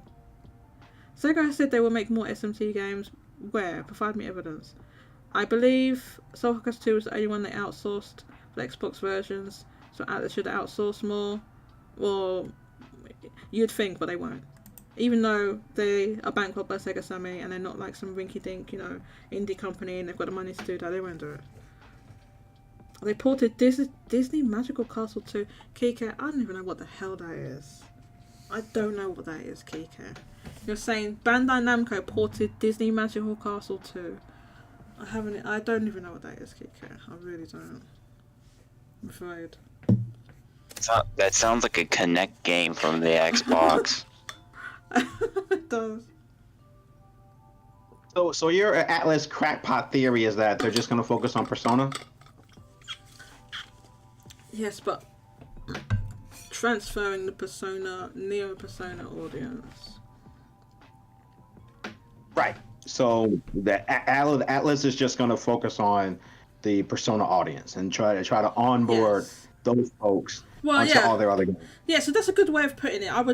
You phrased it better. I think onboarding. So I think they wanted to onboard them onto like Soul Hackers 2, and it didn't work out. And I think like with, there's that rumored Persona Party game, which I think is real. I think it's just been too many. It's been more than one person that said it now, including Nate the Hay. So it's most likely true. And I'm not sure. It's like, okay, we're just gonna make this a new, a different gameplay style again. Where there's a slap Persona on it, and then it will sell. So I think they're kind of doing that. But my theory with that entails also the platform choices, because at the time in 2018, they'd only put Persona on mainline Persona on PlayStation. That's where they had sold, and PlayStation still had 40% of the market share in Japan. So if you're only trying to onboard the Neo Persona audience, that is Persona 5 audience, right, to your newer games, if you're only trying to onboard them, then it doesn't matter about putting the games on, because what I'm saying is they didn't plan to do it. It wasn't in their plans from them, because in order to have these games, I'm like, okay, we're going to put it on a Switch, we're going to do this, we're going to do that. It's going to be planned years in advance. You can't just click your fingers and it's done. So I think connecting the dots and going forward, I think that's what's happening, and I think it's also evident with Metaphor. Now, Metaphor is a new IP, right?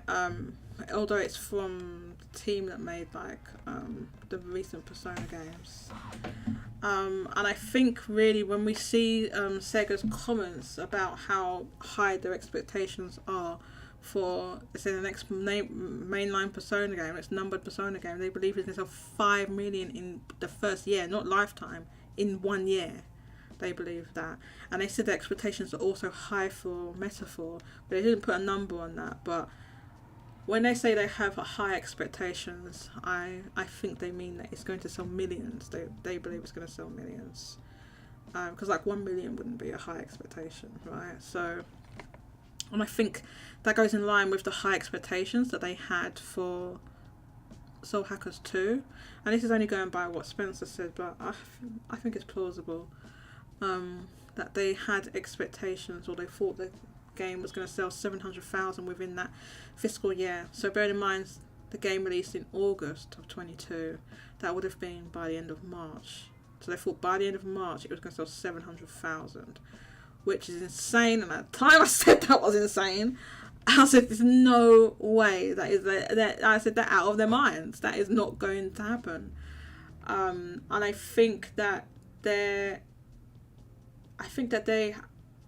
have also going to have high expectations for Metaphor. I think the difference with that game, although I think it went through like a soft reboot whilst it's still in development. So from the footage we've seen, there's some Persona-like elements in there that kind of look a little bit like Social Links or something like that. But ostensibly, even though it's the same artist that's made all the characters and stuff like that, it doesn't really look like Persona, even though it's the same, composer that's made the music. The music doesn't sound anything like Persona. Specifically, it doesn't sound like Persona 5. So I don't think it's going to get that audience. I think it will attract a core JRPG audience, and there will be an audience for that game. I just don't think that audience is the Neo Persona audience. Personally, that's my opinion. Is that true, JR? For Soul Hackers 2 didn't even reach 100,000 on Steam? Ouch. Yikes. Is that true? I'll have to check on that. I didn't know it was that low. It was what JR says. Is that true? It didn't even reach 100,000 on Steam? Let me look at that Steam. Let me look at Steam DB. Is that true? That's wild if that's true. Steam DB. I'm gonna check right now. Yeah, I know it has multiple trackers, so I'm gonna look at it right now. So, Hackers 2. Okay, so here's the main. It's on his load of DLC, but let's look at the main game. Oh, oh no! 65% 2016 game. Oh no. Okay, so let's look. These are prices. Let's go down, down, down. Wait, hang on. Oh no, wait, I need to click. I need to click something, right? Sorry. Charts. Oh my god! It had an all-time high of 5,692.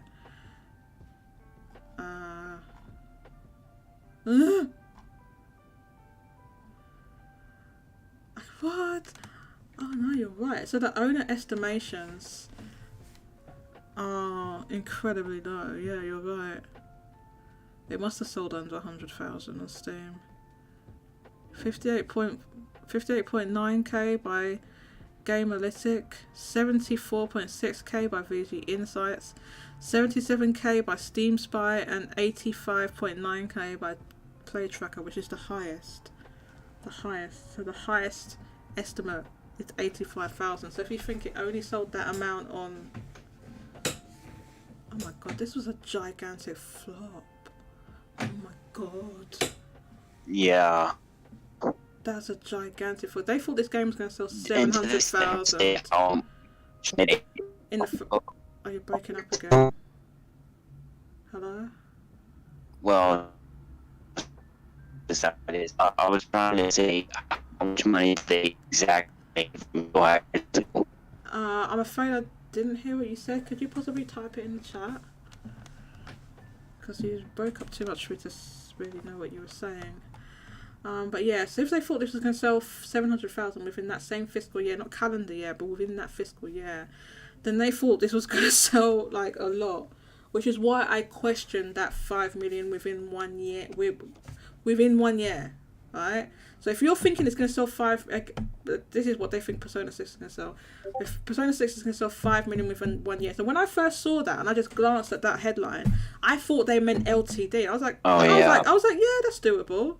But then I looked at it again. It was like within 1 year. And I was like, what? So if this game's going to sell 5 million within 1 year, that means you think it's going to sell more than 5 million LTD. So they're looking at this game like it's going to go past. It's going to be bigger than Final Fantasy. You think about what even Final Fantasy 7 remake.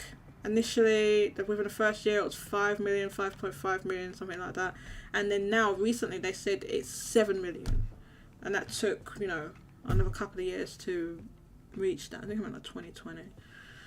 So, there is a lot of expectation for Persona 6, and it depends on what you release it on. If you release it on everything, Xbox platforms, PlayStation platforms, Nintendo platforms, PC, yeah, it is very doable, but you have to release it on everything. They're not going to release it on Switch or Switch Successor or whatever.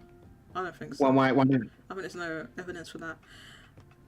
Well, because of all their recent games. We've seen what's happening. You're saying if they. If they're serious, I'm taking Atlus seriously. So if they're saying that they plan on selling 5 million on the first fiscal year, you cannot do that by only putting it on the PlayStation platform and Xbox platform. And then I don't know where the 5 million is going to come from. You have to put it on everything, or else. I agree with you. But I think they. I actually think they're not going to do it, and I think they meet... Because look, they said they have high expectations for... They also said they had high expectations for Metaphor. Now, they didn't say what those expectations were. They just said, we have high expectations. The platforms for that game are already announced. We know what that's coming out on. So, if their expectations are high, and I don't think that it's high as in, like, they think the game's going to sell 1 million. I think that they think it's going to sell multiple millions, right? Maybe not 5 million plus, but they probably think it's going to sell like 3-4 million. Is what I think that they think. I haven't got concrete evidence for that, but I think that's the ballpark of what they're thinking. I think they're thinking like 3 to 4 million. So I think they know it's not going to sell like a Persona game, but I think that they think it's going to sell multiple millions. So they're probably thinking it's going to sell 3 million plus on the announced platforms. It's announced on now, I think. Anyway, because I don't think their high expectations would be, oh, it's going to sell like 1.5 million or something like that. No, I think they have high expectations, multiple millions. So yes, if Persona 6 was on Nintendo platforms, see, look, Kika's saying 3 million, no way. I said that. I don't think Metaphor is going to sell 3 million. No. It's too niche, man. It hasn't got, I think there's a core JRPG audience that are going to go out and buy it, yes. But that, like, semi-casual Neo Persona audience, I don't think they're going to go for Metaphor. You can't just assume that you just slap, oh, this has been made by the people who made Persona 5 on it, and that they're all going to go and buy it. You know, there's got to be stuff, look at the stuff that was appealing about Persona 5. And Metaphor, from what they showed us, the trailer and everything, is like, it's not that, it has a different tone from Persona, which is good. It's good that it's distinct from it and so on like that. I just don't think it's going to be like, you know, these multiple millions and stuff like that. Like, what? Okay, everyone here, what do you think will be the LTD for Metaphor? Just if you just had to guess, like right now.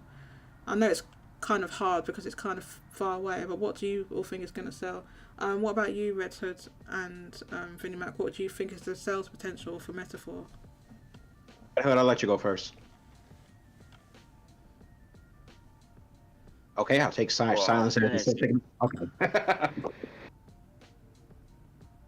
So who's going first then? If I have to guess, I'll go first, since I was going to talk about P6, but I guess I'll do both. If I have to guess, I would probably say maybe 2 or 3 million. So you think it could get that 3 that's million? their it may be. Mm-hmm, I mean, okay. it all depends if the game is good. This is on every system, because there's a very good chance they could pull Soul Hackers 2 and, you know, not satisfy people and end up bombing. And I was going to say for P6, I mean, it could sell 5 million, assuming in the it first on year? every system. And Within the first year, that's what they said. Within the not lifetime, first year. okay, fine. Well, okay. Well, that's assuming if Persona 6 does blow people's socks off. Because if it doesn't, I don't see it's going to sell 5 million. Maybe like over time, but not the first year. Okay, so P6, I can say right now, P6 is not going to venture too far from what P3 through 5 is doing now. It's just going to be a new core group of characters.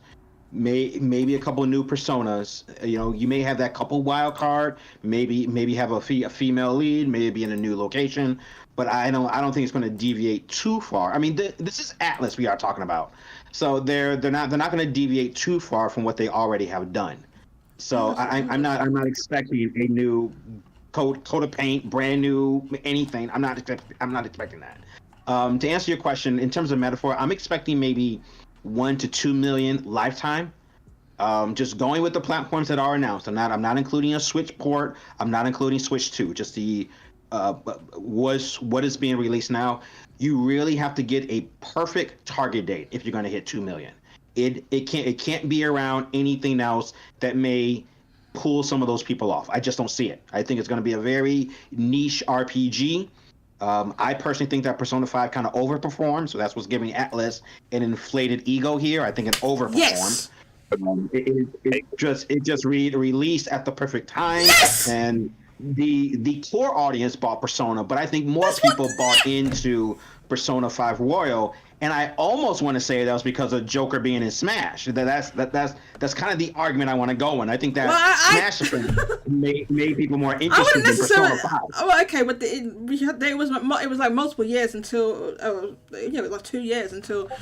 But that game was eventually on Switch following the Joker and Smash. But yes, what you said there, I've made that argument. I said Persona 5 was the right place, right time, and it overperformed. And yes, I think it's given them a big ego. I think they've gotten a bit arrogant now with what they think things are going to sell, and I think that's why you end up with a Soul Hackers 2 situation.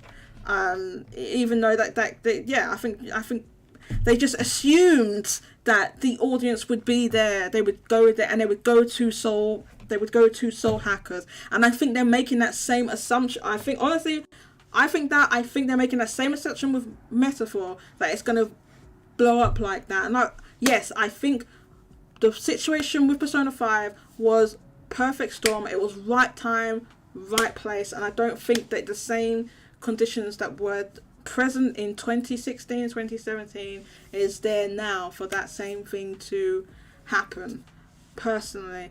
Now, I'd like to read this little excerpt from this is Persona. Anyway, it's Persona Central. Whatever, you know how I feel about them. But anyway, this is from Sega's quarterly investor Q&A for the Q2 financial results in the fiscal year ending March 2024. Okay, so this is the question. Question: is there a chance that with its overseas popularity, the Persona series could sell 5 million copies in its first year, right? Answer: by increasing the number of platforms it is available on and the regions it is released in, we have been increasing the sales of Persona 5. Yes, they have, but over multiple years, not 1 year, okay? We believe that it's possible for a major Persona title, such as a numbered release, obviously referring to like a Persona 6, to sell 5 million copies in its first year by releasing it on multiple platforms and simultaneously worldwide from day one. We also have high expectations for the new IP, Metaphor Refantasizer. I can't pronounce. You know what I mean? From the developers of Persona 5. You know what I mean? Okay, I can't say it. Refantazio. Oh my god, I don't know why I can't say that. It's just I can't say it. I can't. But yeah, so they're definitely saying 5 million copies within the first year. We don't know what part. Obviously, Persona 6 hasn't been officially announced with platforms or whatever, so we don't know. But they're saying when you're talking about a game selling 5 million copies within 1 year, that's Final Fantasy numbers you're talking about. So this is what they are thinking. They're making the assumption, yes, it's going to be Final Fantasy. And it doesn't say a number, but it says we also have high expectations for the new IP Metaphor Refantazio. Now, the question didn't ask about that. The question didn't say anything. The question just says Persona series. So they added that in and say we also have high expectations. So if you're just mentions that you think Persona, the next numbered Persona, is going to be 5 million in the first year, within the first year, and then you bring up Metaphor when nobody was asking you about that, that, to my mind, means that they think this Metaphor is going to sell multiple millions. It's going to overperform as well, when I think it's going to appeal to a core niche audience. I think it's going to appeal to a core niche audience, and it's going to do well for what it is, but I don't think it's to be selling more. I think to be selling this 3 million. I think they think 3-4 million. I don't think so. Personally, I don't see that happening. Oh, the one thing that article does tell us is that when Persona 6 is eventually released, it is probably going to be a very early in the year release. So they have that full 12, 14 month period to reach that 5 million copies sold by end of fiscal year. So you can't release that in second, third quarter and then reach it. You have to release that game in first quarter. What's the interesting thing here is, Finimaki, it doesn't specify fiscal year. It just says in both the question and the answer, it says first year. So okay, so even if we're going to go with calendar year, it still has to release first quarter. I assumed it meant calendar year because it doesn't say fiscal year. Now they could mean that, which you said it would have to be early in the year in order to get that, but I think they mean just within the first year on the market, basically. Yeah, I think they just mean year to date is what I think they mean. I can see it. So I can see it hitting like 1 million, 1.5 million, within that first month out the gate, kind of doing Shin Megami Tensei numbers for Persona 6. But I don't know if those games have legs. I really don't. I know they're going to be front-loaded because you have people like me that buy it. The RPG core crowd is going to buy it. I'm not sure if those Neo Persona fans, if they're still going to be around when Persona 6 comes out. Right, that's the other issue. That game came I'm out- so glad I have you here because I completely forgot to mention that. I'm so glad I have you here. I completely forgot about that. The other issue is the amount of time between releases. So I think that they know that development of these Persona games, especially now in the HD era, they take so long. So this is why they have the other smaller games like a Persona 5 Tactica in between, because it's quicker to produce those games and what they can make a brand new numbered entry, right? So I think like they want, and there's like, okay, well, we need to keep this Neo Persona fan base holding on. So how do we do it? We do Persona 5 again in a new game, and then we make a Persona 3 Reload, okay? Because I do not think Persona 6 is coming out in 2024. Anyone who thinks that, no, I don't think it's coming out in 2024, okay? So I think you're looking at 2025 at the earliest, to be honest with you. So you need to keep those. If you've got the next number Persona, it's not coming out until 2025. Let's just say will it be 2025 for argument's sake. Let's just say it is 2025. So I don't think it's going to be 2024 because you've got Reload at the beginning of the year, and then Metaphor, that game, Metaphor somewhere in there as well, which is they're going to want space around that. I don't think there's room for a Persona 6 next year, so I think it'll be 2025. By that point, you've had to keep those Neo Persona fans holding on. Who knows what the hell the Japanese market is going to look like at that point? It's going to be that's going to be fun. That's going to be fun in 2025. If I'm still around, that's going to be fun to go through in 2025. What it looks like. But yeah, no, I think the gap between the games is just so long now. To keep them going, it's just like they had the perfect song. Even the pure fact that Persona 5, but they were still doing the old model, the delayed releases in Japan first and then worldwide. It meant that people playing the game, the word of mouth got out about it. It's not like it was played in Japan, nobody knew about. Like everyone knew. Right? It was the internet existed. People knew, and it got people in the West hyped up for the game. They got hyped up for it. So by the time it came out here, it did really well. I think that's what happened. It was just a perfect storm of having the game be a very good game, be hyped up for like nigh on a year, and it'd be at a time where there weren't really any other viable platforms for JRPGs at that scale. Right, I agree with you. For once we agree. Amazing. Yep, I'm not going to argue with you on that. I completely agree. Amazing. Yeah. It's so, and I don't think Persona 3 Reload is going to do as well, especially since it's a day one Game Pass. It's definitely not going to do as well sales wise. And so we'll see. So what do you think that would sell? When the Nintendo platform comes out, and that new Nintendo platform is really going to dictate where some of these games go, in my opinion. Well, so Atlus are just going to be stubborn. But how much do you think Reload would sell in your opinion? All right, so we're going with Persona 3 Reload. It is a Game Pass, so if you already got an Xbox, you're probably not going to buy it. So you really look at the PlayStation platform that is in January worldwide. Also, you got a lot of PC as well. And it's on PCs, but you got a lot of RPG games around that same time frame. People are still gonna be working off their Christmas debt. People are still gonna be playing. Oh, that's the other thing. The game is $70. The game is $70. Yakuza 8, like a Dragon 8, is gonna be occupying people's time. Grand Blue Fantasy is gonna be taking up people's time. No, it's not. Or people are gonna be waiting around for Final Fantasy Rebirth. So I don't think that game is gonna do too well at all. Oh. It's going to drop the Justice League. And that's when the game's going to take off. When say Sega Atlus, they drop that sale to maybe $50 in the second quarter. That's when sales are going to go. So this game is launching at $70, right? Yep. So even with the price, that I don't have a problem with that. You want to pitch the game as a premium game, fine. All power to you. It's just in a bad spot. So Yeah, so yeah. well, most of us have played this game once already, so I don't have to play this version. So I can wait. I have Grand Blue Fantasy, that's a brand new experience. Like a Dragon, that's a brand new experience. And Final Fantasy Rebirth, that's a brand new experience. So I have 3 brand new experiences to play. I can wait on Persona because I already know the story beats of how that game is going to go. Well, one of those things being so close is Sega's own fault. Why they chose it is beyond me. Why that's so... I don't know what the hell they're thinking. But what do And you... I forgot RPG of the year. Forgive me. And I forgot RPG of the year. Overlord, Unicorn, Overlord. Oh, Unicorn. So they got those games all around each other. So so Persona can wait. Persona can wait. So what do you think it will sell? Like they pretty much they report the sales for a lot of their games.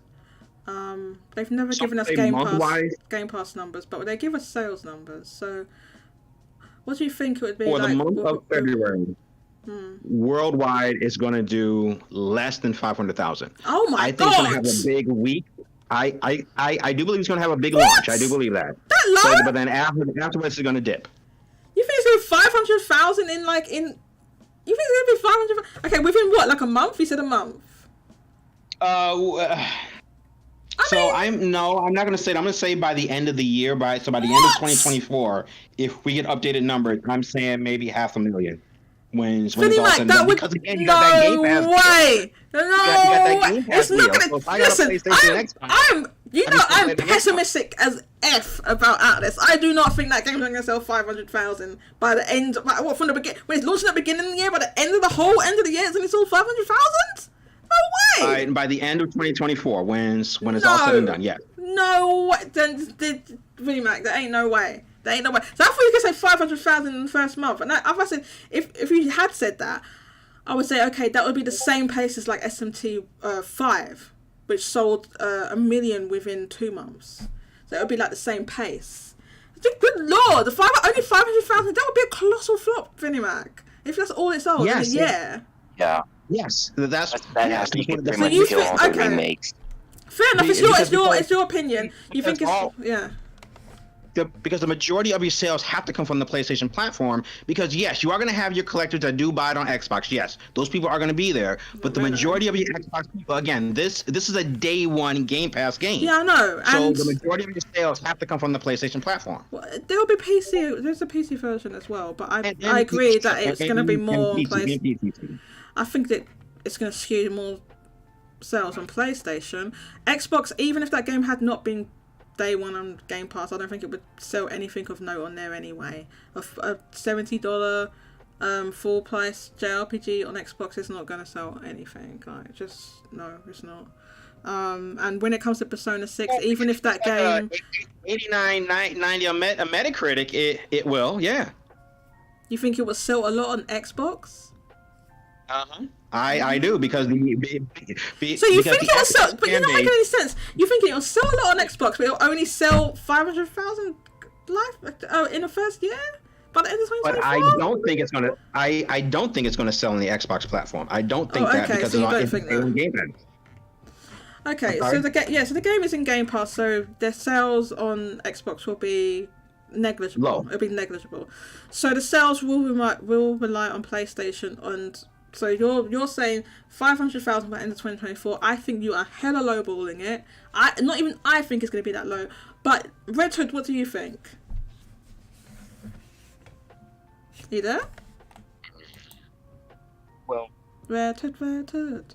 I mean, at best, I would say, at best, Sega would probably want it to at least have it make $1 million. Though, within the first if year? I have to take a realistic number, I would say maybe 600,000 or 700,000. So, are we saying within the first year to date year, or by the end of 2024, or what time period? I would say probably by the end of 2024. By the end of 2024, you're saying roughly 700,000. Probably. Roughly. I mean, I'm just speculating. I'm just taking a guess. No, it's speculate. Yeah, I mean, we're all just speculating here. We don't know. So, I personally, even though this is a remake, I honestly think that Sega probably have higher expectations than that. Honestly, if they thought that Soul Hackers 2 was going to sell, 700,000 in a few months. So what do you think is going to sell in its first calendar year? Not fiscal, calendar. So calendar year. So you mean by the end of 2024? Yes, ma'am. I think it could get to 1 million. Okay, so you think the sales are going to pick up after March then? Well, like you said, Because again, if you are an RPG guy, you got a lot to play in February. That's true, yeah. Like you said, there could be some discounts and stuff later on. So Right. most when it comes to JRPGs, yeah, they are very front loaded, but it's in a very busy period, and I think the ones like say all things being equal, someone has an amount of money. People don't have unlimited money, right? They don't have unlimited time, so they have a certain amount of money, so they can buy 1, maybe 2 games. Persona 3 might be the one that they are less inclined to buy, like you said, because it's not a new gameplay experience, whereas a couple of the other ones are. So the other ones are, right? So they might be, if Persona 3 Reload and Final Fantasy Rebirth, they're the same price, Yep. A lot of people on PlayStation, I think they're going to go for Final Fantasy 7 Rebirth, to be honest with you, over Persona 3. They will get the game, but just not at launch. They'll wait on that. And maybe they'll wait for a sale. So I think it potentially could reach 1 million in the first year. That kind of congestion around release is not helpful. I honestly think that Sega, I would say they want LTD. I think they're looking at, they want 2 to 3 million, if I had to guess, of what they think they're going to get from it. Because, like you say, okay, well, if Metaphor was, Persona 6, if that was on all platforms, they put it on Nintendo as well, and it released that. I think they don't, like I said, and it doesn't matter what the Japanese market looks like, it doesn't matter how much Switch is sold or whatever, they have not factored that into their plans. I think they are arrogant enough to believe that they can achieve those sales without changing anything else, without including a Switch or whatever in it. I think that they believe that, and I think it's evident by the fact that they said they have high expectations for Metaphor, but it's not going to be on Switch. So I don't know what they believe that the audience for that game, the audience is. Metaphor Fantasia is going to be on Switch. It is. It's going to be on the Switch platform. It may not be on Switch base. It's going to be on Switch 2. They haven't announced that though. They Nintendo said, yeah, we are going to spotlight your game at our thing. But here's the problem: even if they do put it on Switch 2, it's very doubtful that it would be at launch, because there's a chance Metaphor even comes out before whenever Switch 2 is going to launch. We don't know. I mean, it means they would have, if that was the case, it was going to be on Switch 2 around almost not long after it's launched on other platforms. It would have to be in development now. They'd have to have the dev kits and be developing it right now, because of how long it takes. Or it's just on base Switch, and you can play a backwards compatibility on Switch 2, but they may spotlight that game during their Switch 2 presentation. What? That's my. If you're making the game for, if you're making the game for base Switch, then why would you not also put it on Switch? Why would they make it? Why would they? When they're going to announce it. I'm talking about when they're going to announce it. But if they were planning that out for it to be on base Switch, so it's backwards compatible, playable on Switch 2, assuming that that's possible, that means they'd have to be developing it for Switch. Why wouldn't they have announced that when they announced the game? Because in Nintendo's direction, they don't want to. They want to be the ones that announce it. Mac, that makes no sense. What do you mean? What are you talking about? There's even been a direct since then, and it wasn't in that. Right. So I'm saying at the Switch 2 event, You just said it's going to be on base Switch. It's going to be You part said- of their presentation. You That's said my it- prediction. You just said it's going to be on Switch. They're making it for Switch 1. You just said that. The Switch we have now. I'm sorry. I misspoke. I meant Switch 2. Switch It's 2. gonna be a Okay, launch do you know title what? for the Switch.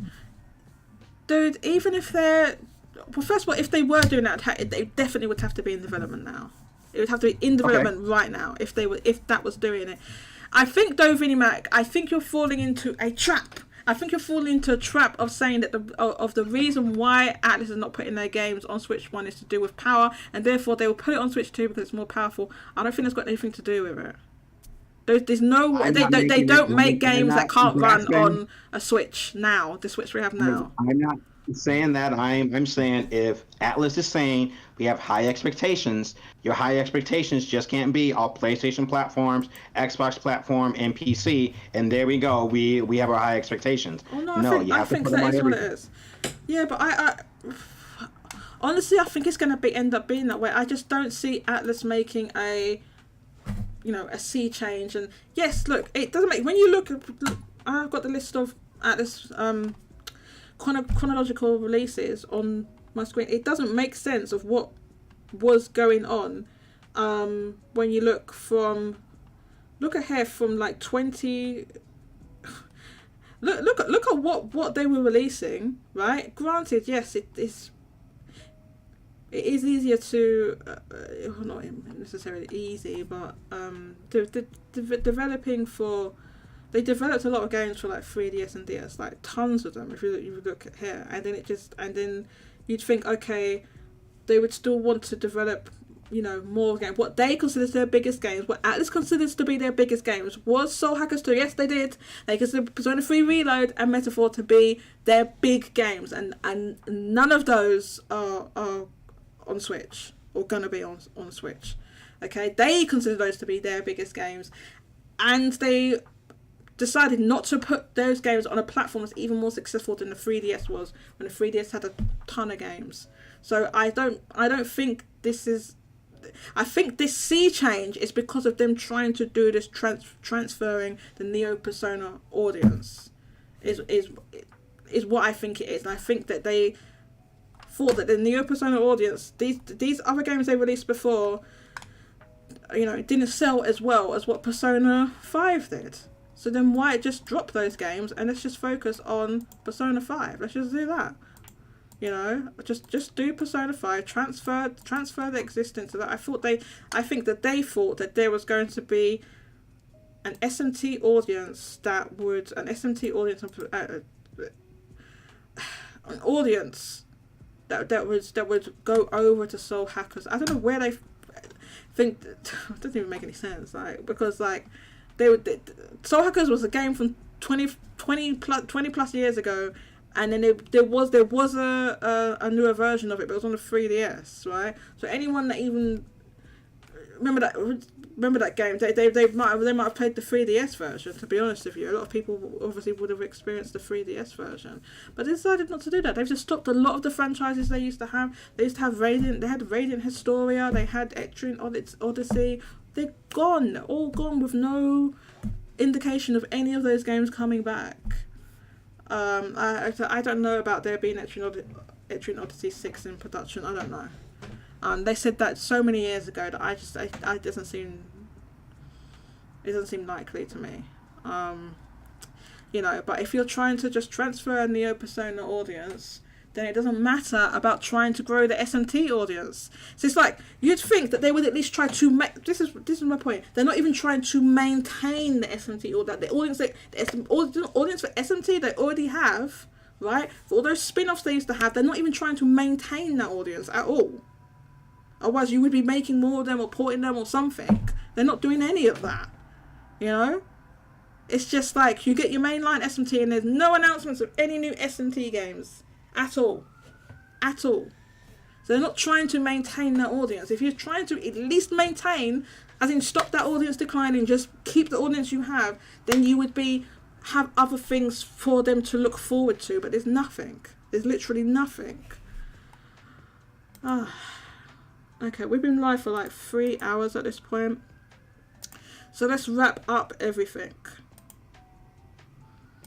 Vinnie Mac and Red Hood, what are your final closing thoughts? I think I covered most stuff today, right? Well, stuff I wanted to talk about anyway.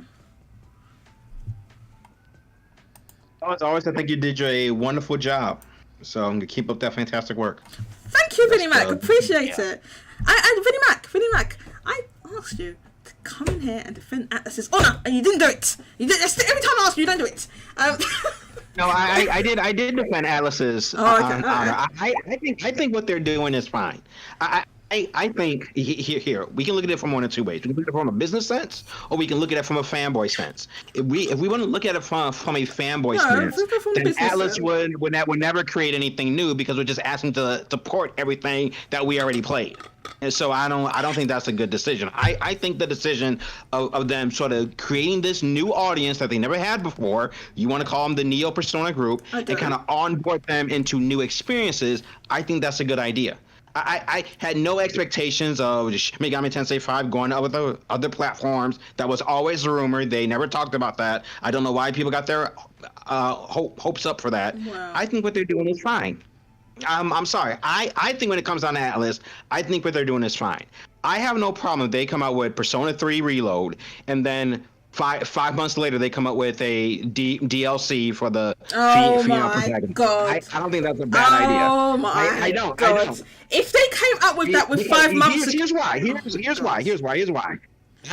say it was, that I have this new audience and I want to onboard them to new experiences, and then say at the same time, well, it's a disservice that I'm not giving this core audience that may or may not be here the full experience. I want to make sure I maintain this new group of people who I now just created. I'd rather do that as opposed to giving them a definitive experience, which they have no idea what that is. What about the SMT audience and for these other games that they have other games and IP?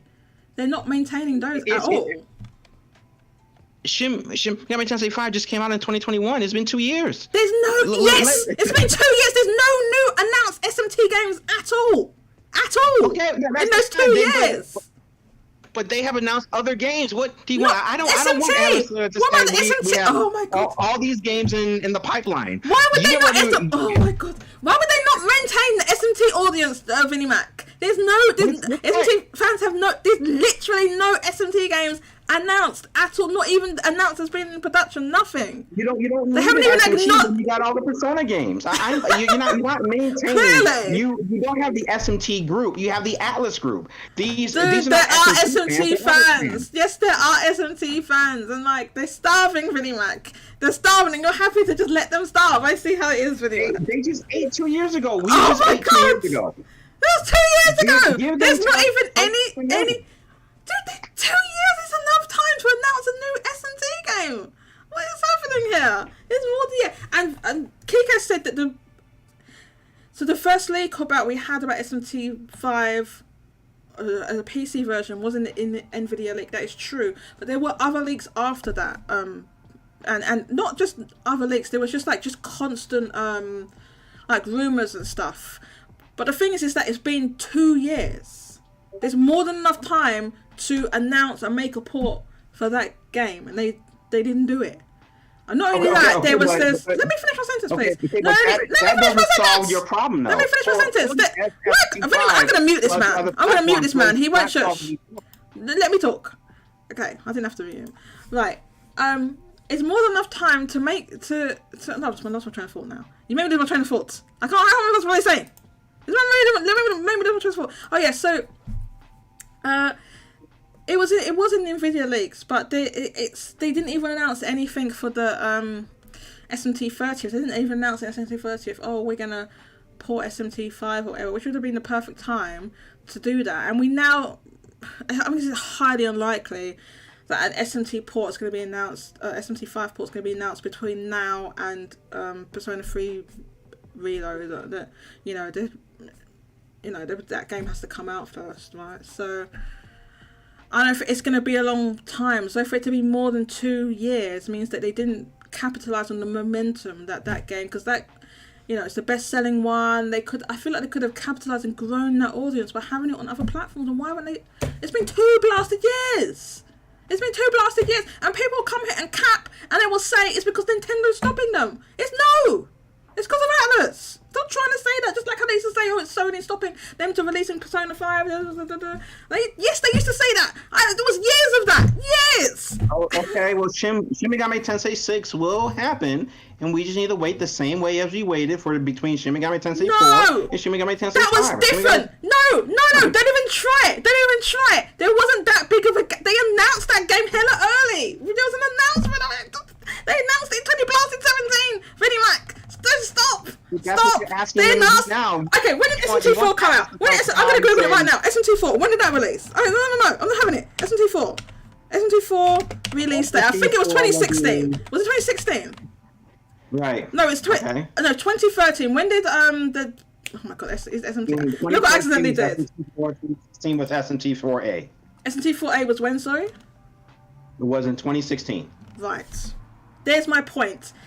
SMT4A was in 2016. SMT5 was announced in 2017. Can you see the difference, Vinnie Mac? Can you see the difference? It was announced. Yeah, yes, there was a long wait, but it was announced with a trailer and everything. Oh my god. But they announced that game way too early. So I know they announced it. I know they announced it way too early. But yes, they announced it way too early. Yes, I know. But there was something that at least people knew that was in development. And prior to that, there was like multiple different SMT games and spin-offs and stuff like that people didn't have to wait that long. So yeah, there was that giant gap. Like I say, in the middle, I guess they had SMT3 remaster. I guess that was there as well. But yes, it was at least announced. So now it's been 2 years and there's nothing, because I don't think a new SMT game is going to be announced between now and before the end of the fiscal year. If you got Reload coming out in is it February? Yes, I agree with you. That's going to also be announced. Jago, what are you saying peak to? I don't know what. Welcome, Jago. I don't know what he's saying peak to. It could be anything. It's peak to the. I know it's peak to the Final Fantasy 7 Lo-Fi. That's what you're saying peak to. Exactly. Good, Jago.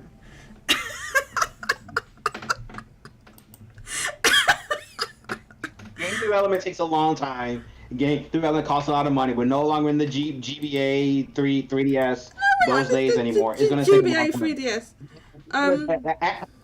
This is telling us that they are pretty much focusing on one game almost at a time. Why are you saying the wind is pushing me, Kika? What is that some meme or something going on? Oh. Yeah, stiff competition. Let me tell you something. Grand Blue Fantasy Relink is not stiff competition. I'm sorry. It isn't. Right? People are going to be disappointed. That game is not going to do well. It's not. It is enough competition to take some people away from Persona 3 Reload. Possible, but I don't have high expectations for that game personally. Oh god, I've accidentally messed up my goddamn my screen. Oh god, how do I get back into that chat? Oh wait, here it is. Yeah, so Like a Dragon, Infinite Wealth, Tekken 8, Grand Blue Fantasy Remake, Persona 3 Reload. So did they announce Suicide Squad for February 2nd? Are you being serious? Is that what they announced for February 2nd? What the fudge? Yes. What? Listen, I know that there's very different gameplay experiences there, but why sandwich it between a whole bunch of other games? And when that game's DOA, man. Because you have to get that game out. Especially the Wonder Woman game, since now it's all confirmed to be a live service. So, Vinnie Mac, you said they need to get it. Yeah, I mean, you can't just delay these games because now they're already part of the books. So you have to get these games out. That's one of the reasons why that first month is so packed, because that's the end of a lot of businesses' fiscal years. Yeah. So if you don't get these games out, you can't count those towards your book. So now you're doing them later. So that's why. So it has to come out, or else it's delayed, and now you're counting that game twice, because now you had that game in development for the 2022, and now you're going to count again for 2023. Yeah. And so all your books are messed up for the year. So I didn't see. And I'm exaggerating, but that's how the books work. Well, you're always exaggerating. Okay. Sorry, God said I didn't see your comment. I'm waiting for that SMT5 port to PC and PS. Well, you're going to be waiting a while because it's not even announced. J Alpha says, one small wrinkle on Nvidia leak. There were Nintendo games there because of Nvidia Shield. Was there? Which one was on there? I know, there was. Wasn't Bayonetta 3 on there or something? Peak. What's Peak? This 22nd was confirmed for Dragon's Dogma 2. Yeah, as J Alpha says, I think Peggy leaked the. Yeah, and they've announced the showcase. That's right. Yeah. Kika says it's the original. It's the opening of the original Dragon's Dogma. Go listen to it. I have no idea what Kika is talking about. I have no idea. But yeah, I think, yes, I know they've got to get this stuff out by the end of the fiscal year. But Suicide Squad, I think that didn't have much chance anyhow. And I don't think there's an audience crossover with Persona 3 Reload, personally. I think they're very different games. But it's still, they're releasing it next to a whole bunch of stuff. I guess at least Final Fantasy VII Rebirth is a bit further away at the end of the month. And at least there's breathing room between that and Dragon's Dogma, because that would be... There's a bit of breathing room there. I think Grand Blue Fantasy Relink is not going to do well. It's not going to do well. For a variety of reasons. I think I've talked about it before, but maybe we'll go over that closer to the time. But essentially just because they've taken so long to develop it. It's an IP that is, waned in popularity. Being kind of surpassed in many ways by Genshin Impact. And I think it is going to underperform quite a lot in Japan. I think so. Well, that's my opinion. I think that Persona 3 Reload... Well, I know Vinimax says he thinks it's going to underperform. I don't know. I think 500,000 by the end of 2024 would be like bomber territory. I just can't see it bombing that badly. I don't know. Yeah, because like I said, if it bombed, I wouldn't be surprised it killed any future remakes. I don't think it's going to bomb. I think it's going to perform fine. It might not be... We don't know exactly what Sega's expectations are, but I'm guessing they're high. Going by with the other stuff they've said. So... will it be what they want? I don't know, but I feel like it would be $1 million by the end of 2024. I don't know, maybe. I don't know. I'm sure if you ask like some of these big old Atlus stands like David Carl's JRPGs and Spencer, they're gonna be like, oh, it's 1 bazillion copies by the end of 2020. I'm like, come on, man. If you don't ask them, because that's what they'll say. No, it won't. Kiko, Persona 3R will sell less than Sonic Superstars. That it would have. Good lord, it won't be that. It won't be as low as that. It would be interesting to see what it sells in Japan at the moment. I'm thinking 100 to 130,000 is what I think is going to sell in Japan first week.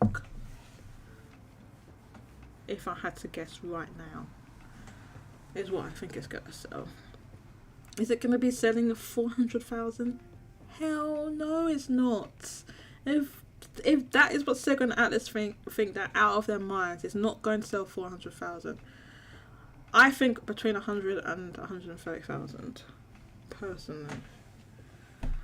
Okay, so let's wrap up the show. Personally, I'll just wait and see how it goes.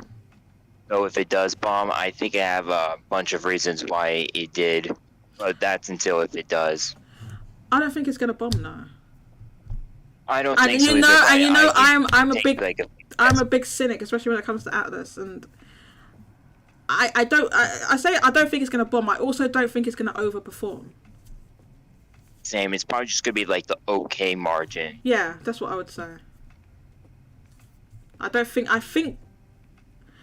honestly think Sega and Atlus think that since Persona 5, they're gonna have just a whole bunch of games overperforming like that, and that's their new. They've raised the bar of what their expectations are. Now they have these high expectations, and I think they had that for Soul Hackers too. So yeah, I think they have those type of.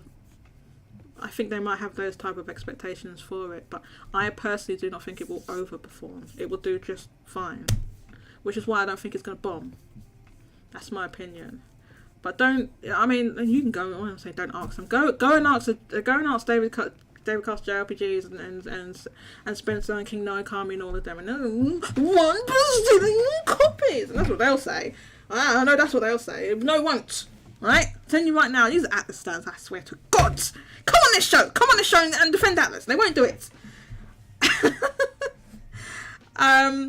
Oh, Bayo and Mario and Rabbids were on the league. Was Mario and Rabbids on there? I remember Bayonetta 3 being on the league. Because there was a whole bunch of discussion around that. And the point... it didn't make any sense, because it's like, I said at the time, well, why would that be on there? But wait, what? But Bayonetta 2 is not on PC or anything else. How does that make any sense? I was like, no, this and I had to explain. It's like you have to explain it like you're showing little wooden blocks to a baby. Like here's the A, here's the B, here's the C, here's your A, B, C. You explain it like that. I explain it like this. You talk about this like say it is like you see how Sony has licensed the Spider-Man IP and they make games for it, but they don't own Spider-Man. It's like that with Bayonetta. But they own the games, but they don't own the IPs. It's like that with Bayonetta. So no, they're not going to be... The only way they're going to be on PC is if Nintendo wants to put them on PC. So that's what people were saying at the time about that. And it just didn't make a darn bit of sense. I didn't know Mario and Rabbids was on the link. I don't remember that, but you're saying it was. Okay, yeah. I think things were just on there that were just... He said it was because they was on the Nvidia Shield or something, or they was on the not on the Shield. They was on the They were using whatchamacallit, remote development or something, remote resources or something, because it was the middle of the pandemic, right? Isn't that what was going on while they was all on there? But regardless, SMT5 was on there, as was... Everyone conveniently forgets this, but Catherine Full Body was on that goddamn Nvidia leak. So everyone remembers that SMT5 was there, but Catherine Full Body was on there, okay, as well. And where's that? And everyone was like, oh, Catherine Full Body is gonna on PC, because as we all know, they never put that version on PC. Where's that? What's stopping that being on PC? Literally nothing. This is what I'm saying about it. Why bother if you're trying to get a Neo Persona audience? Why are you bothering to put Catherine Full Body on PC? The answer is you don't. You don't do it. But yeah, everyone forgot about that conveniently. But it was on there. That's how I knew Reload was a thing. That's how you knew Reload was a thing? Yeah, That's how I knew that the leaks of the Persona 3 remake were definitely legit. Because it wasn't on the Nvidia leak? Well, no, I mean, just like speculating. You know how they remastered the Persona 3 Portable, and then they were going to double dip and announce Reload? That I definitely believe. That's how I started to put the pieces together. That's the exact sort of shady, you know what, that Atlus does. Is that why? Yes. Okay, so yeah, Nvidia provided some tools for developers to work from home, so a lot of Nintendo third-party exclusives were there. Bayo, SMT5, and Mario and Rabbids, which to date none of those are on PC. Yeah, it makes sense. But SMT5, you know, even if it wasn't on that Nvidia leak, it's still been 2 years. You know, there's nothing stopping them porting that game, and they just haven't done it because you have to. Put it this way: for that to be announced right now that it's coming out, let's say next year or something like that, they would already have planned that in advance, and it would have to be in development right now. you know? Yeah, and especially if the leaks about Atlus are true, that they're going all in on Persona. Well, I've known that from time. That's what they said. That's why all these other things that they're doing have dropped. People need to get out of your head about old ass ports and get you know, SMT out of your mind. Now, I do wonder what will happen when Persona 5 Tactica bombs, and it is going to bomb, by the way. So when It's a shame because I actually am enjoying the game. So when I checked a couple of years ago, I guarantee I know how it's going to end. A couple of days ago, David Cast JRPGs made a video, and I went and checked various metrics for that. This is before the game hadn't released yet, and now it's since released. It's at 77. Is that 77? No, I'm not talking about the Metacritic. I'm not talking about Metacritic. Oh. I'm talking about Steam. Oh, my bad. The Steam powered list. Oh, this is, look, I've got a link to this bloody Square Enix game. This is not the one. Do you remember this? Remember this Square Enix AI game? Do you remember this? And it didn't work, and I made it and it didn't work. No, the Steam, what do you call it? The Steam, like, 100 sales. Like, at the time I checked, it was like number 90 something, like 92 or something. Like, 2 days before release, it was like number 92. Let's see what it is now that it's out. So, Steam top 100? Oh, top sellers. Let's check this before we end the show. Is this? Is this the top 100 sellers on Steam? Oh no, this is over 7. What? What did I do? Over 7,000 items. Is this the one I'm thinking of? Oh, I catch you later, Vinnie Mac. Thanks for joining me today. Okay. Because on this list, Persona 5 Tactica is up to 1, 2, 3, 4, 5, 6, 7, 8, 9, 10, 11, 12. On Steam. It's $54.99. Jesus Christ. Yeah. Holy crap. Holy crap. What were they thinking? And if you want 2 additional characters plus DLC story, that's 20. Holy crap. Oh no, we're not looking at a stupid trailer. Let me look at Steam DB for that. Let me check. Persona 5 Tactica. Let me check that. Holy crap. Yeah, it'd be $70, Jacob. Because I hadn't seen the price. I hadn't seen it before. Oh, okay, this game's gonna bomb. Oh no! Should I say a tactical bomb? Oh no! I didn't look at it. I didn't realize it was this low. Oh no! I'm sorry, I did say it was gonna bomb. Okay, so the peak when it released 7 hours ago, all-time peak at this point, which is obviously it'll be the highest at that point, it's 4,344 peak on Steam. The players right now is 2,672. Yeah, I did tell everyone it was gonna bomb. Damn, I can only imagine what the Nintendo Switch players or the PlayStation players, because I know even when I play on Xbox, I know it's not gonna be a whole lot, Game Pass or not. Yeah, and this is Steam. So when I did check a couple of days ago, Persona 5 has almost. Really? Persona 5 has 2,000 people playing it on Steam, says J. Arthur. So, and that game is an old game that the port of it released, obviously, not last. Was it last? When did it release? When did it release again? Was it last year? Oh, but I can't remember. It was last year, wasn't it? When they released the Persona 5 port. Anyway, whenever it was. But it's a brand new game. You know, I was 13, okay, it was over a year ago, yeah. So, 13 months ago was when Persona 5 released on PC, and right now, the new game is 2,672 players right now.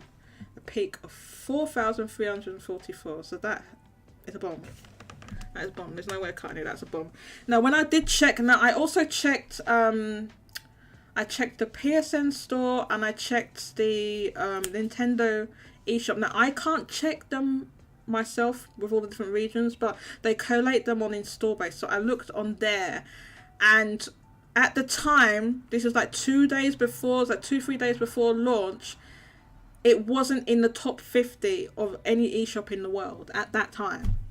I don't know if they must have made the new one since then, but at that time, that's what it was. That low, which is like, you're like, is it that, if it's that low on Nintendo, that game is doomed. Yes, it's going to be literally a gigantic, it's going to leave a crater in the ground about how much it's going to bomb. Now, where did I see all the eShops again? Isn't there a thread on here of all the eShops? Okay, I'll see if I can find it quickly. Well, when it does bomb, I'm just going to reiterate my points on maybe, what reasons, why it bombed and what it could have done better. Well, why do you think it bombed? I don't know where that thread is actually. Or how I found that before. I can't remember. Was it there with it? So why do you think it's bombing? Why do you think it's bombing? I'm just saying when it does like officially bomb, either confirmed by Sega or it's pretty freaking obvious.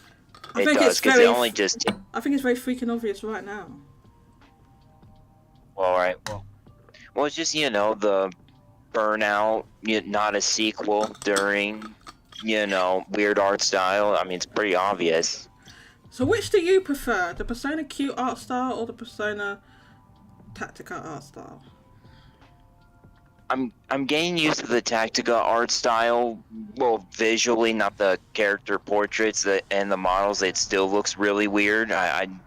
You're not going to convince me that the Sonic art style or whatever is gonna make me wanna, come for future games. I'd rather have the chibi art style. So, I don't think that those character portraits look as bad as what you think they do. I mean, I already said that. I think they're bad. Well, I'm starting to think that they're not bad. I just still think it's weird. Your first thing was like, they look horrific, and then me and Mousy were like, no. It was the first time playing the game, after all, don't forget. Maybe it's because you never played PQ, because when you play PQ, you just get used to the chibi. I mean, bear in mind, when I played that game, I didn't even know what Persona was. And I didn't mind it. It works for what they were going for. I think... Oh, yeah, maybe definitely. I think maybe if PQ hadn't existed, maybe people would be a little more open-minded. But I think it's because everybody's comparing it to that. And it's impossible not to, right? Because it's the characters and the chibi art style again, but it's like different and their limbs are really long. People think it's a mobile game. Yeah, so people were like very down on the game. I can't find that goddamn chart where that chart is, the eShop chart. Oh god, I have to find it after. I'll find it later. So I can't remember where they put it on here. I can't remember where they put it. Is it in the archive? It's in the archive. They accepted PQ.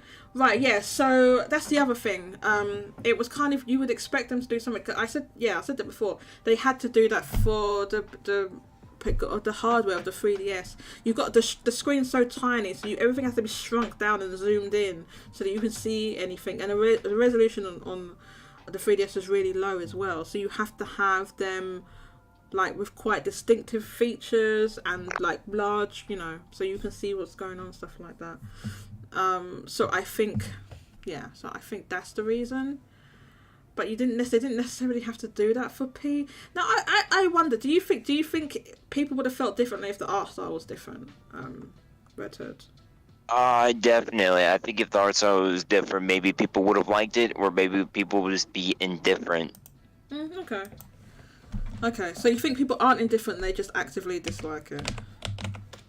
Maybe. I mean, if it was like, say, like P5 or Striker's Look, people would have accepted it, or the chibi art style, I think people would have accepted it. Oh, this is where it's on the digital store. That's why I couldn't find it. Okay, but this is from... Okay, so this is... that's Monday. Today's Friday, right? So where's the most latest? Okay, these are the most recent ones. So if you look on here, so people post different eShop charts from around the world, right? Because obviously I can't check all the sorts. So this is this Sunday just gone. The game came out when on... Reminds me of when it came out. When did Persona 5 Tactica come out? The 17th. That's today.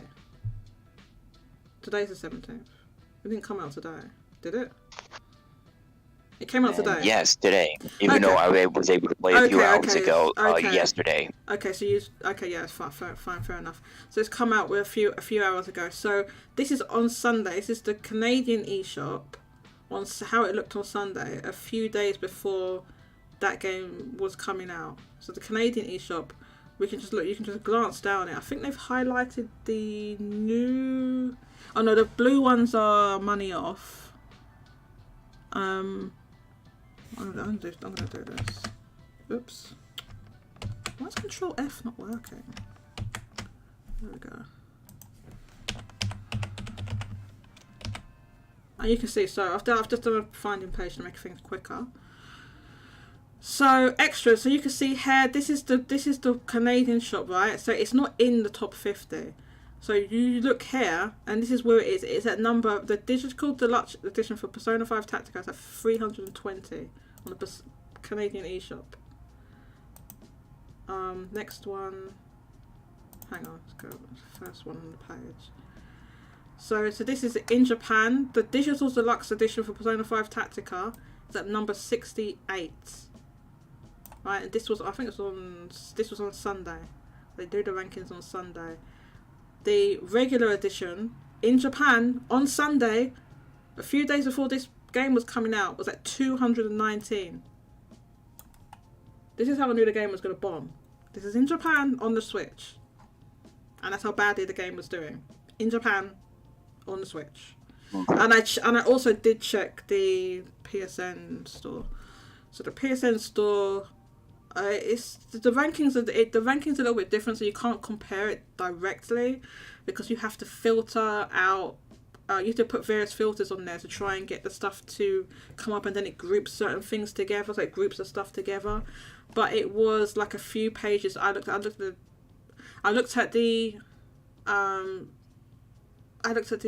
US PSN. I think on the Japanese PSN it was on the first page, but on the other ones it wasn't.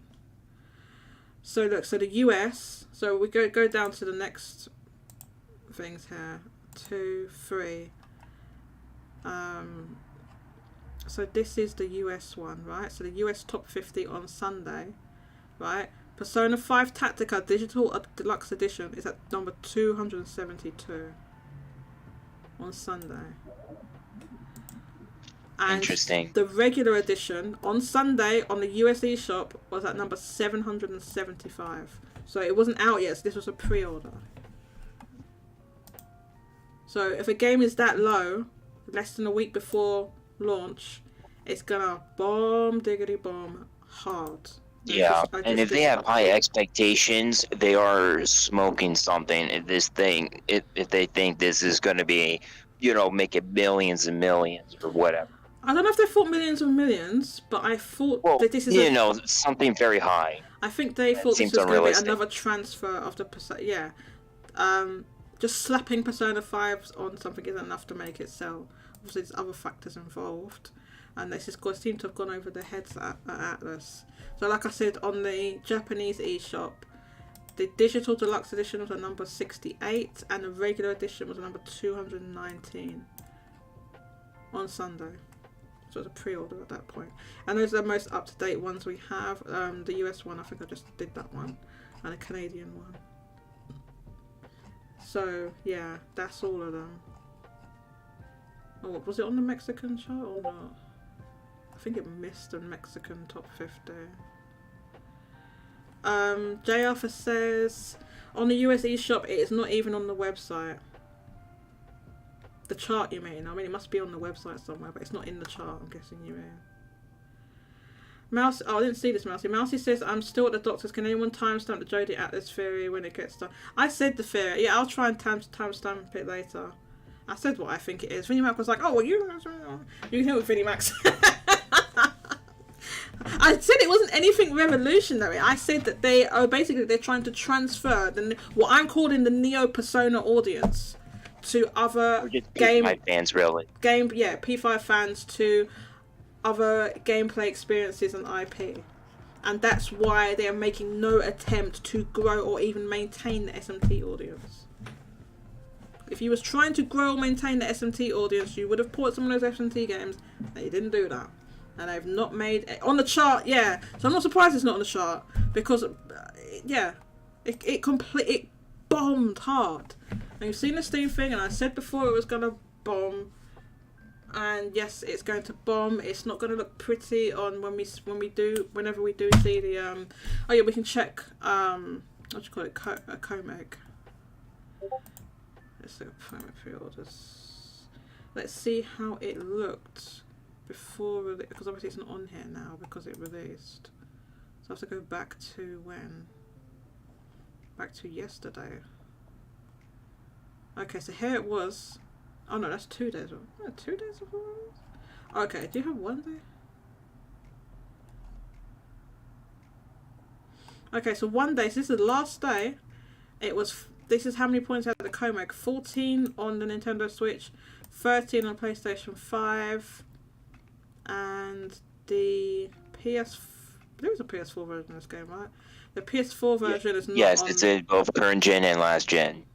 Okay, so the PS4 version of that game is not on the Comeg at all, which means it's less. Wait, what?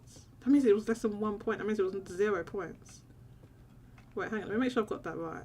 This last day, here's the Switch version, the PS5 version. Above it is Like a Dragon and Dragon Quest Super Mario RPG, Rebirth. Below it, Persona 3 Reload, Tekken 8, Jujutsu Kaisen, Spy Family, Granblue Fantasy Relic, Final Fantasy 7 Remake, Kemco RPG Collection, DC5, Persona 3 Reload again, that's the PS5 version, and something called Spirial Oji-sama. And that has 1 point. So that means that the PlayStation 4 version of Persona 5 Tactica didn't even have 1 point, because this game at the bottom has 1 point. So that means it has 0 points. I think it had 0 points. It didn't get, nobody pre-ordered it. So anyway, those two versions, yeah, that's not good. That amount of points is not good. And also I did check Amazon JP. So we see Amazon JP.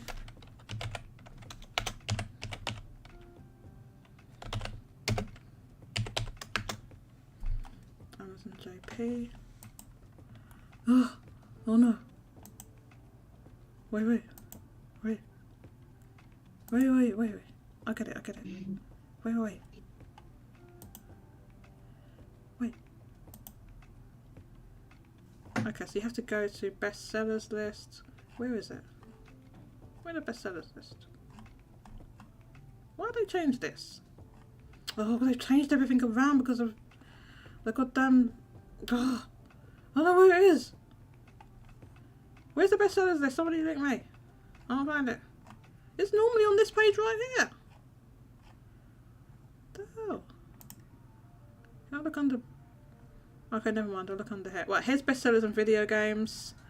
So, as of right now, obviously, scroll down, a bunch of controllers and so Persona 5 Tactica, the Switch version is at number 21. If we click it, I know it says sold out, but no, it's because I can't. It's because it's got me as UK. So we need to put in a Japanese postcode. So now we'll see it can be bought. So it's just it won't switch. It won't ship outside Japan. So 2K bought in a past month on the Switch version. The PS5 version 1K bought in the past month. PlayStation 4 version 900k bought in the past month. Oh, sorry, not 900k. 900k, 900 bought in the past month. So that's a bomb. That's a bomb. That's a tactical bomb. A tactical bomb. That is a tactical bomb. Yeah, I was making a joke. Yeah. Hey, if maybe when they announce it's bombed, you should just name that one of your titles. Persona 5 tactical bomb. I will. Now I don't know if they will announce. I already know it's bombed. I don't need them to announce it. But it would be good if Sega did acknowledge that it bombed. And can examine what went wrong. If their biggest IP, like I said, like, is this gonna make them rethink things? That oh no, maybe we can't transfer the Neo Persona audience to just anything with Persona on it. And specifically Persona 5 in this case. If you can't get them to buy this, you know, I think this was a misfire. I mean, P5D was too. That bombed as well as P3D. P3D. Oh, the dancing games. Yes. Yeah. So the first one did alright. The Persona 4 one. And then they made a mistake of release. They just, I know what. Let's do what makes sense. Pokemon style. Let's release 2 new ones and plus the old one again, out all at once on the same day. Yeah. No. No. That's why you call it the Pokemon style, even though it should have been one game. Yeah. Why was it 2 different? That makes no sense. Okay. I have no idea. It should have been one game. It makes no sense. They could have just combined the characters together. Like they did with the Q games, they just combined a whole bunch of them together. Okay, so that's a bomb, and yeah, I would say this: if you are a collector, buy this game because they will never do a second printing of this game, and it's gonna be a goddamn. Buy it cheap. Wait for it to go cheap, then buy it. Don't wait for it to sell out and then try and buy it. Wait for it to go cheap because it inevitably will. It will go dirt cheap because it's bombed.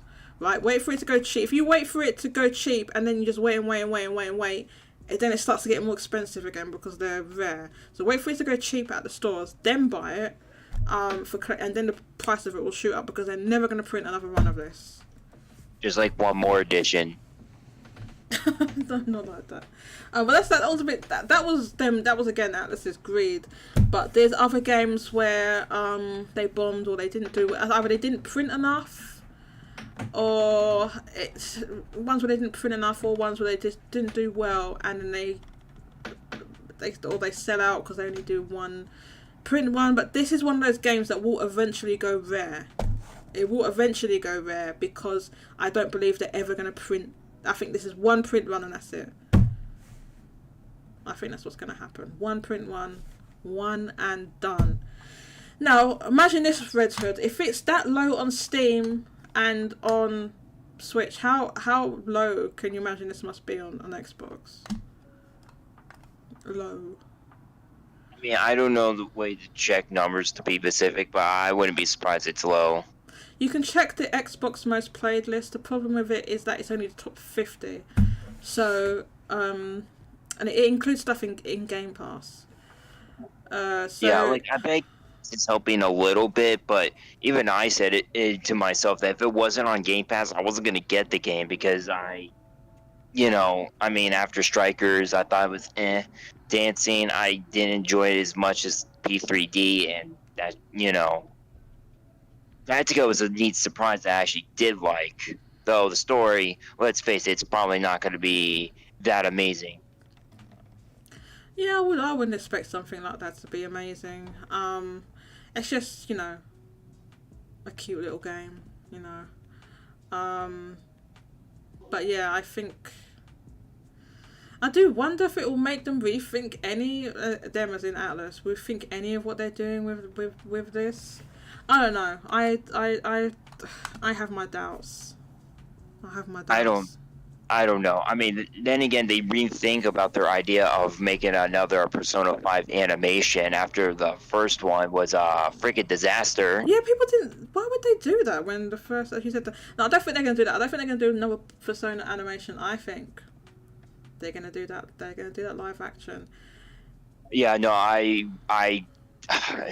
even though it sounds dumb, I totally see them doing that. And they keep saying movie, but you can't, like Vinnie Mac said, you would struggle. You wouldn't be able to put it all in movie unless you completely like. You'd have to do Yeah, because multiple P3 movies. from what I've heard was struggling with, because it released 4 different movies, a lot of stuff not only had to be changed, but also removed. Yeah. So Which is why people had the benefit of the animated series, even though technically got 2, one based off P4 vanilla and the other golden.